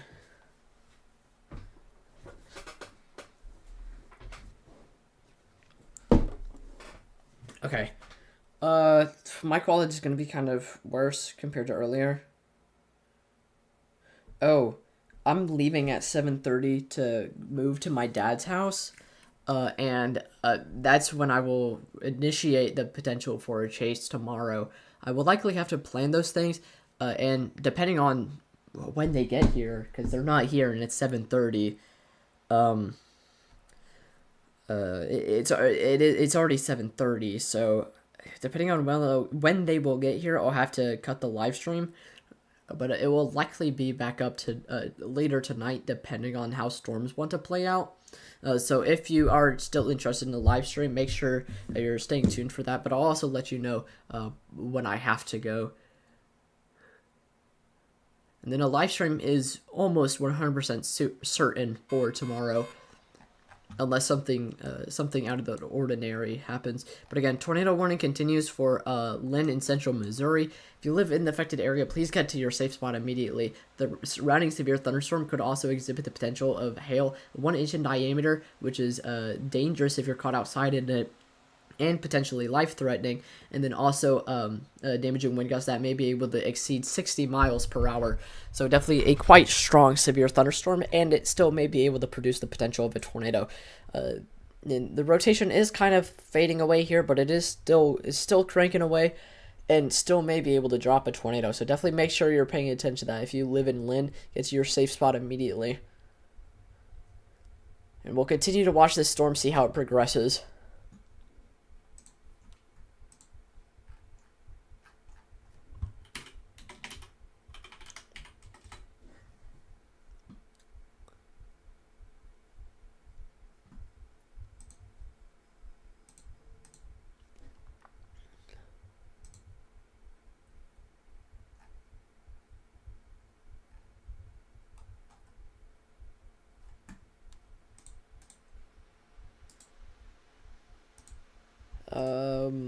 I do not want to open CapCut. I'm trying to check something.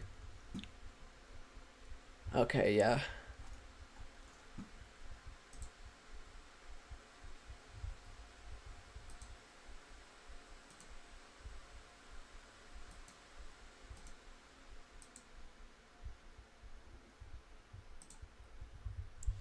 Again, tornado warning continues for Lynn in central Missouri.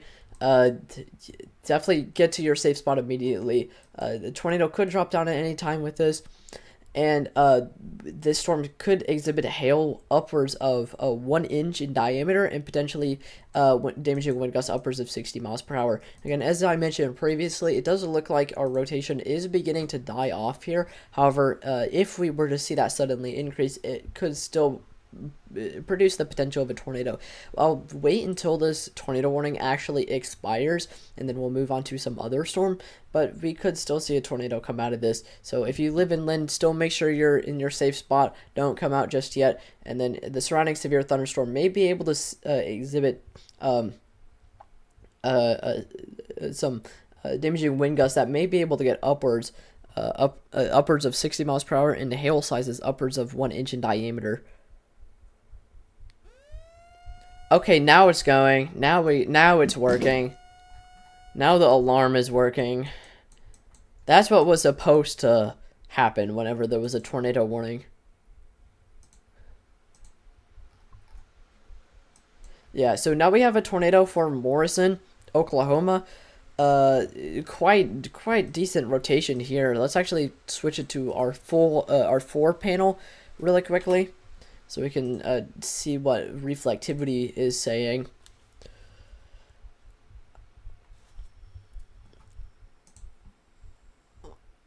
Yeah, again, we definitely have some pretty decent rotation currently ongoing.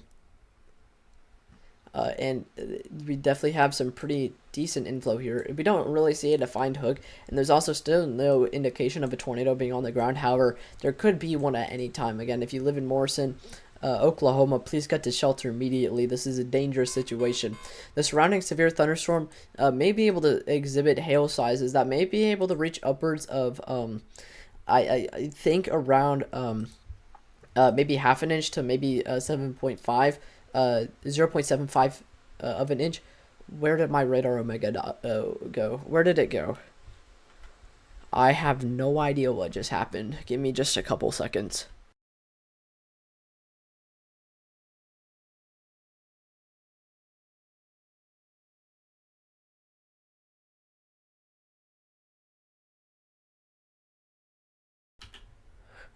Alright, we're back, and radar omega is working.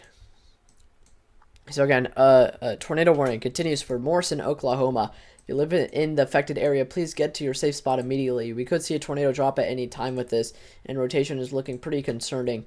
There's still no indication of a tornado on the ground yet, but we could still see one drop at any time. If you live in the affected area, please get to shelter immediately. This is a dangerous situation. Again, Morrison, Oklahoma, please get to your safe spot. The environment is definitely quite supportive of the potential of a tornado, potentially of a couple tornadoes, actually, potentially some that are strong.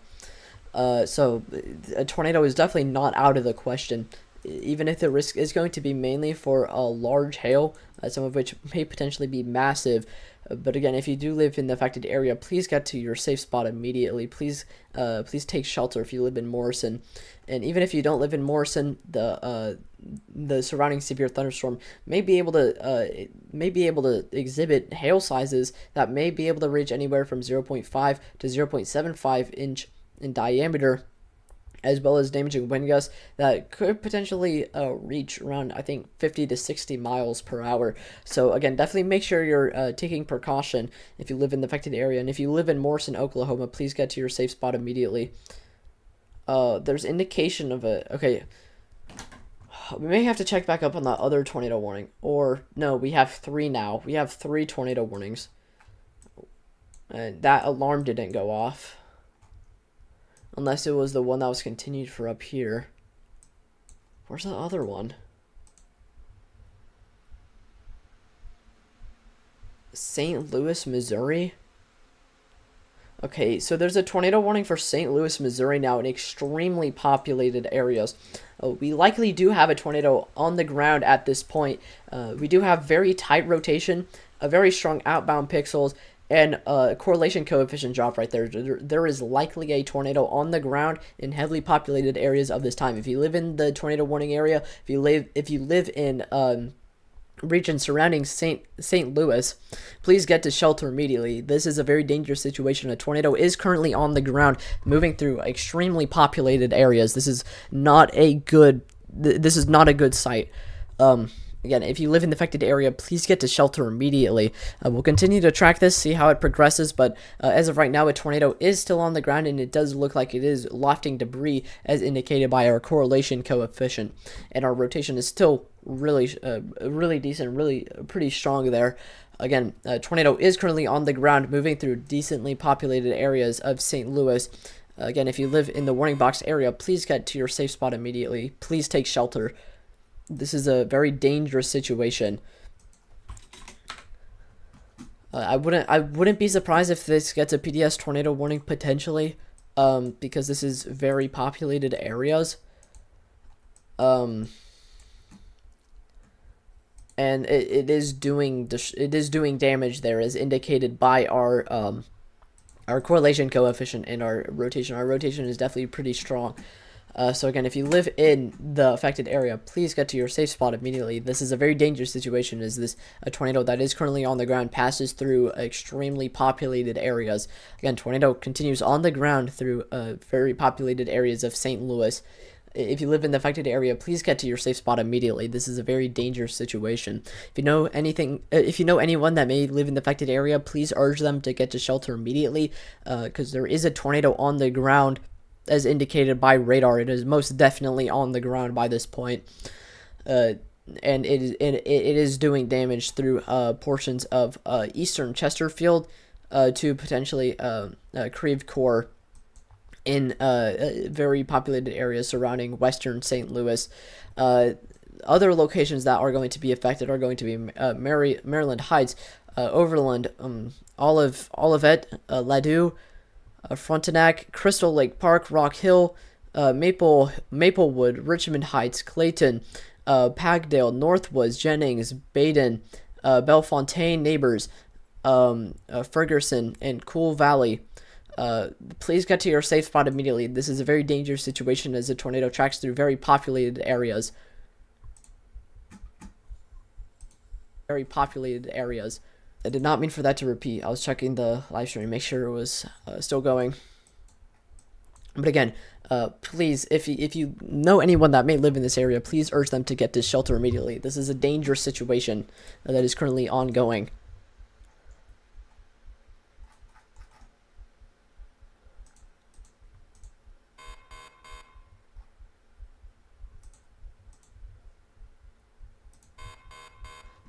Yeah, again, tornado warning is continuing through St. Louis. I'm gonna wait for okay, this is an observed tornado. Yeah, so there is a confirmed tornado on the ground. It isn't just radar confirmed anymore, but not only is it radar confirmed tornado, but it's also spotter observed tornado. So there is a tornado on the ground that has been reported to the NWS. So there is definitely a tornado on the ground tracking through very populated areas of western St. Louis. If you live in the affected area, please take shelter immediately. And if you know anyone that lives in the affected area, please take shelter immediately. This is a very dangerous situation, and radar is indicating that there is damage ongoing, and there is definitely a tornado on the ground as of right now. Please get to shelter immediately. And again, if you know anyone that may live in this region, please urge them to get to shelter. Yeah, major tornado hitting St. Louis. Yeah, there's a confirmed tornado right now doing destruction. You can see that there's a well-defined correlation. It's not really well-defined. It's kind of messy, but you can definitely see that there's a correlation coefficient drop there. I think my parents may have just gotten here, but this is I cannot hop off just yet. I have to see how this progresses, because this is again a very dangerous situation.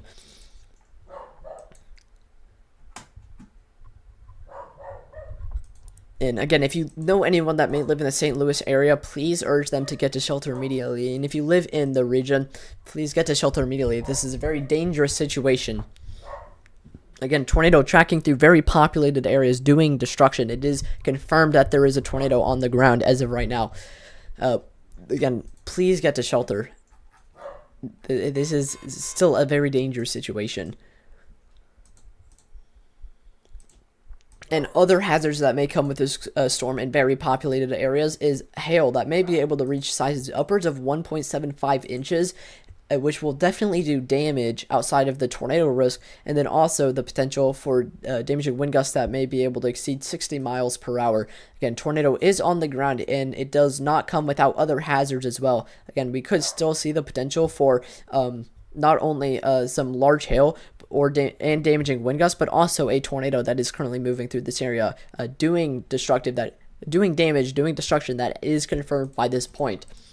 Please get to shelter immediately if you live in the affected areas. This is a very dangerous situation, and if you know anyone that lives in the affected area, please urge them to get to shelter. And do whatever you can to make sure that they get to shelter, because again, this is a very dangerous situation for the St. Louis area. And we're still getting our severe thunderstorm warnings coming in. I'm not checking them just yet. It does look like our rotation is beginning to die down, thankfully. I will wait for our new correlation coefficient scan, but this is not a good situation. And with it tracking through very populated areas, all of this debris that may have just been picked up is probably going to end up somewhere in here, in the downdraft area, in the hail core. So St. Charles, Hazelwood, Bridgeton, Champ, Florissant, you could be picking up pieces of tornado debris from further down south. That's not out of the question. This is, again, a very dangerous situation. It does look like the tornado probably has lifted. I don't see any indication of a tornado being on the ground as of right now. However, I will continue to watch this It does look like it is becoming more dominated by RFD. I'll see how this tornado warning evolves from here. But again, if you still live in the affected area, don't get out of your shelter just yet. This is still a dangerous situation. A tornado could potentially touch back down.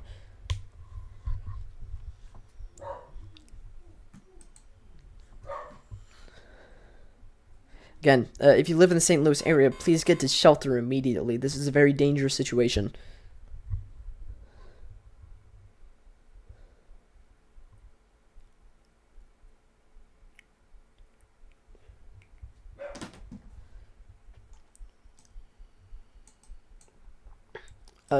We could still see tornado potential with the storm as well. We definitely have a really well-defined inflow notch. It's kind of hard to see a hook, but you could definitely see one there. It looks like our rotation is kind of having a rough time, and it doesn't look like we have any indication of a tornado on the ground as of right now. However, we could definitely see it potentially touch back down again. That is definitely not out of the question. And if you live in the affected areas, please get to your safe spot immediately. I want to see what this terminal radar says. Yeah, this terminal radar still indicates rotation. Right here, there's still rotation indicated by this terminal radar, which is kind of like more of a more low range, a more low quality radar, but it is good to see like what's going on in locations that can't really get the best radar coverage because it's too close to a radar. To a radar site, so it's kind of hard to see. However, these terminal radars definitely help a lot, and you can see how there's still rotation being exhibited by this storm. In fact, I think we may have 2 areas of rotation being exhibited by this storm.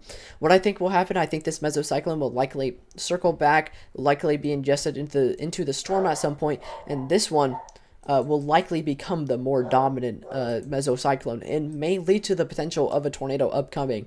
Again, if you live in the affected area, please stay with alert for the time being. Stay in your safe spot. The tornado warning was shifted a little bit to the north, but again, if you live in Maryland Heights, Creve Coeur, Olivet, Overland, Breckenridge, the St. Louis Lambert International Airport, Friggerson, Cool Valley, Jennings, Northwoods, Baden, and Bellefontaine neighbors. If you live in those affected areas, please get to shelter immediately. And if you know anyone that lives in the affected areas, please urge them to get to shelter immediately. We could see another tornado potentially cycle back around with this storm. This is definitely a very dangerous situation, as this is very populated areas. And regardless, if we don't see a tornado with this storm again, we could still see the potential of very large hail, uppers of 1 inch to potentially 1.75 inches in diameter across this region, which is very damaging and not fun to be caught outside in. And potentially even life-threatening if you're caught outside, and then damaging wind gusts that may be able to exceed upwards of 60 miles per hour. And this still does have the tornado possible signature on it. Hold on, give me just 2 seconds.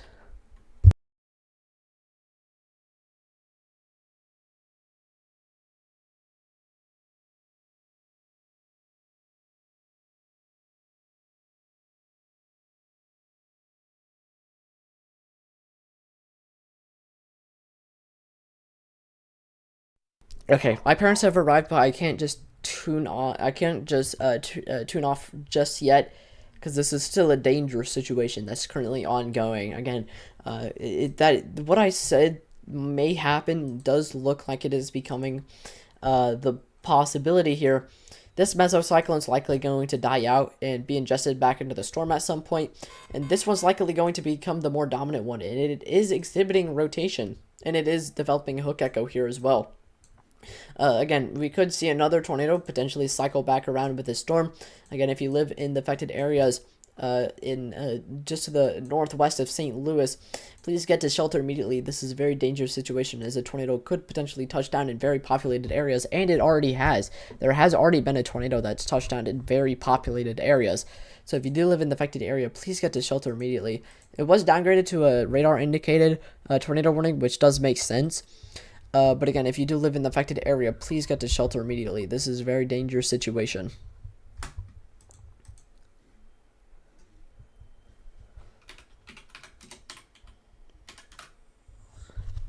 Well, I'm going to balance y'all on my leg for a minute.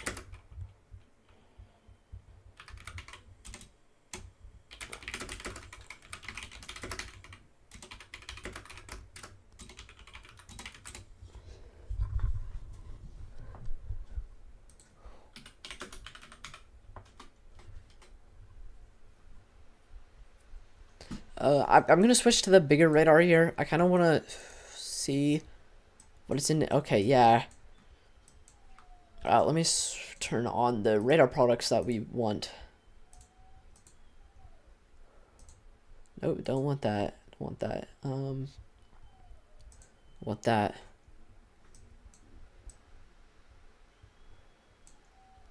Yeah, again, as I was mentioning previously, it does look like this hook echo is likely going to die off, be ingested into the storm at some point. Then we also have this mesocyclone, which is exhibiting some rotation, likely going to become the more dominant storm, or the more dominant mesocyclone, and could exhibit the potential of a tornado here in the next couple of moments. Even if we don't see a tornado risk come out of this anymore, we could still see the potential of some very massive hail track through very populated areas. This hail core is no joke. This is a insane amount of hail, very large hail as well, potentially exhibiting anywhere from 1.5 inches in diameter to potentially 2 inches in diameter. And then on top of that, damaging wind gusts that may be able to reach upwards of 60 miles per hour. Again, this is a very dangerous situation. If you live in areas northwest of St. Louis, in the warning areas, please take shelter immediately. This is a very dangerous situation. If you know anyone that lives in the affected area, please urge them to take shelter immediately. Again, this is a very dangerous situation. And that hook echo, that other hook echo I was talking about, is looking like it's becoming more pronounced. You can tell that there is a little bit of an inflow notch beginning to develop here. And if it continues to track this route, then we may be able to see it push in, may be able to see a hook extend further down to the south, and could see another tornado spin up along this mesocyclone. I'm going to wait for the next velocity scan here, though.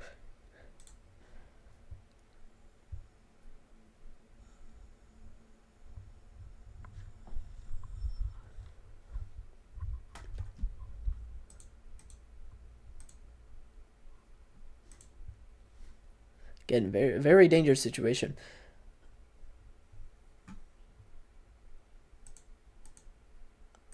Yeah, there's on Twitter someone posted a picture of a tornado that was on the ground that's since lifted. It was southeast of Kingfisher. Actually, Kingfisher, wasn't that the other storm, or the other tornado warning? Southeast of Kingfisher. Still have another tornado warning ongoing for Morrison, Oklahoma. Please make sure you're in your safe space there if you live in that area. But I'm going to continue to focus on this tornado warning for the St. Louis area.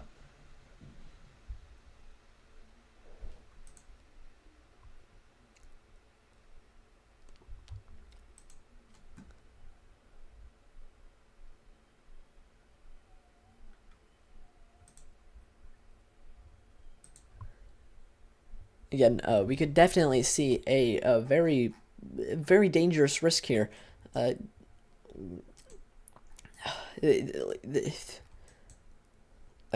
kind of honestly don't really know what to say. It does look like we may have a left split here. This may try splitting off, and may try developing rotation as well. And I'm not sure how that will affect this storm down here. However, it looks like it'll probably be fine.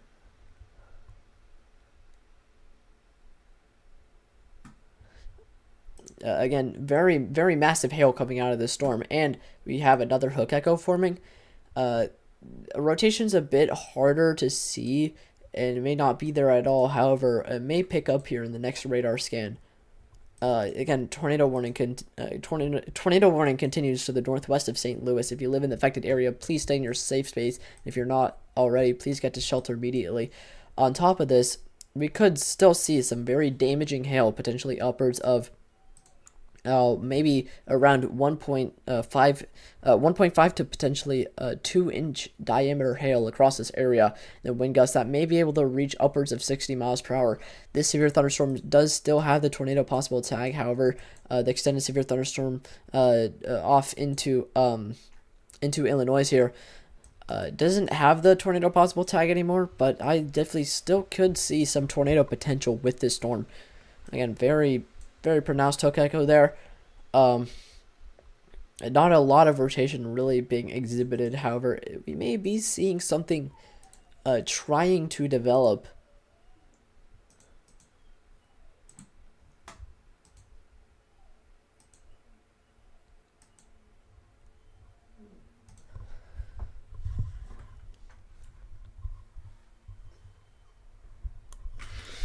Again, a very dangerous situation. If you live in the affected area or know anyone that lives in the affected area, please get them to shelter, or at least yourself to shelter, and get as well as get them to shelter. Again, tornado may potentially impact, may touch down again in very populated areas of the northwest of St. Louis. Please stay in your safe space if you live in the affected area.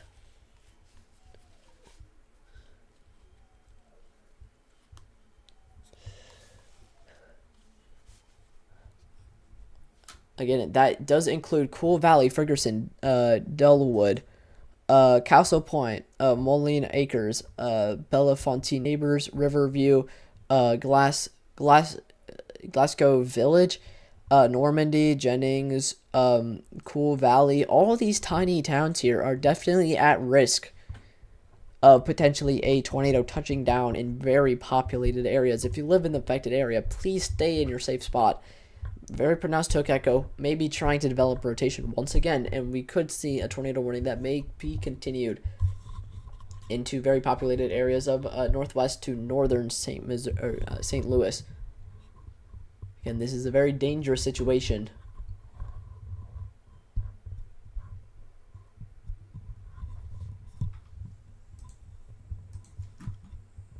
Does look like the tornado warning for the Oklahoma region and for central Missouri was expired, and we still have that pronounced hook echo. Rotation needs some work, but we could definitely see it spin up and maybe produce another tornado here upcoming. So definitely make sure you're still staying weather alert and paying attention to that if you live in the affected area. I wouldn't come out of your safe spot just yet. We may potentially get a tornado warning that may continue into this area. So we'll definitely watch that to see how that progresses. But after this tornado warning expires, I have to go.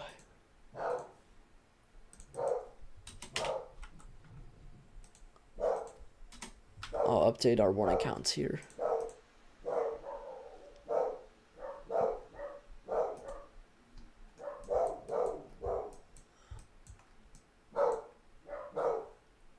And even regardless, if we don't get another tornado to spin up with us, we could still see the damage from hail as well as damaging wind gusts, as we could definitely see some pretty large hail, upwards of 1.5 to potentially 2 inches in diameter, and maybe wind gusts that may be able to reach upwards of 60 miles per hour with this storm as well. So even if we don't get another tornado spin out of this, we could still see damage from hail. And if you're caught outside in hail that large, it is potentially life-threatening, because that is definitely some massive hail. Not only is it potentially life-threatening, but it is also damaging to property.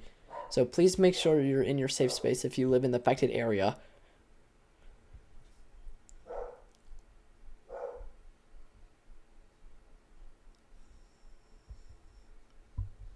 And if you guys have questions, please feel free to ask.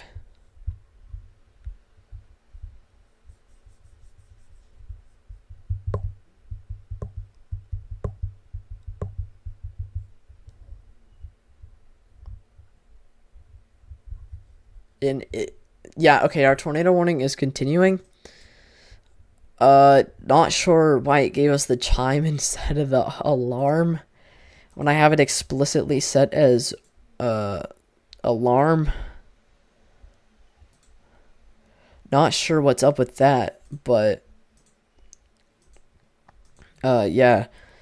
We still have this tornado warning continued. It is a little bit more compact, but it does continue for Ferguson, Bellefontaine, Neighbors, Jennings, Baden, Northwoods, Pine Lawn. I think everything to the west of this is likely going to be out of the tornado warning, out of the tornado risk. However, Bellefontaine, Neighbors, Baden, and Jennings, anything to the west of that or to the east of that may still see some tornado potential, and does look like rotation is beginning to reform on this hook echo, and we definitely have a really pronounced hook echo. Again, this is very not good to see, because this is in very populated areas of northern St. Louis. So if you do know anyone that lives in the affected area, or if you yourself lives in the affected area, please get to shelter immediately. And if you know anyone that lives in the affected area, please urge them to get to shelter immediately. This is a very dangerous situation, as a tornado may spin back up again in very populated areas of northern St. Louis.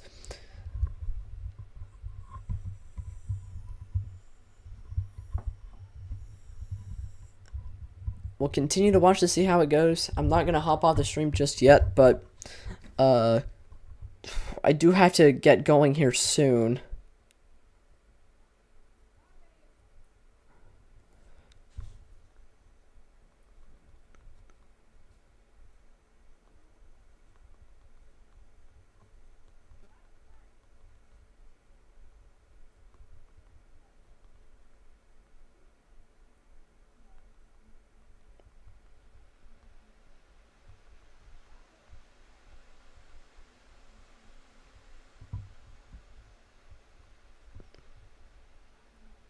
So I'm texting my dad because he's here.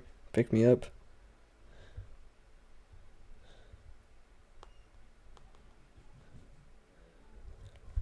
Yeah, okay, so yeah, tornado warning is continuing for very populated areas of downtown, or not downtown, but northern St. Louis.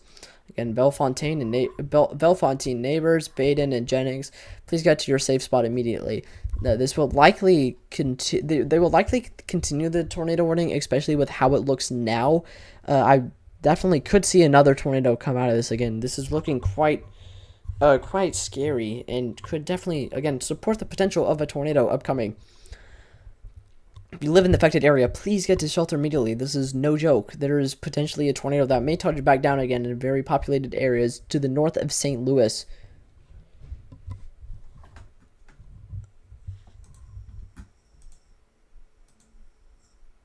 Near Stillwater, we may see a new tornado warning.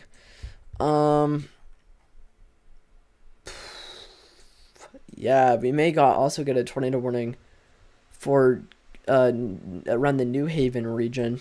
That's a very well-defined supercell. I don't know where Stillwater is. But again, tornado warning is continuing for very populated areas just to the north of St. Louis. Again, this is no joke. Please get to your shelter immediately. And if you know anyone that may live in this affected area, please urge them to get to shelter. And even if we don't see another tornado spin up, which we may definitely see.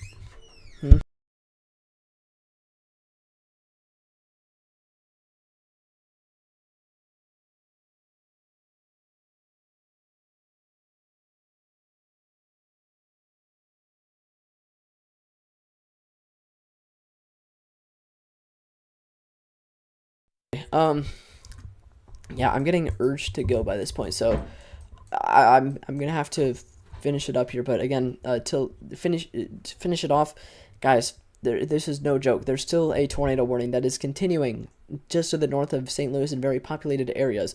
We could definitely see another tornado come out of this, and some other areas are still seeing the potential for tornadoes. And even if we don't get another tornado, we could still see some very large hail in very populated areas of just to the north of St. Louis, and some damaging wind gusts upwards of 60 miles per hour. So again, definitely make sure you're staying weather alert if you live in this affected area and get to shelter. But I do have to go. I will likely restart the stream later at some point. But I do have to go as of now. So I'm sorry to leave you guys hanging, but I have to go.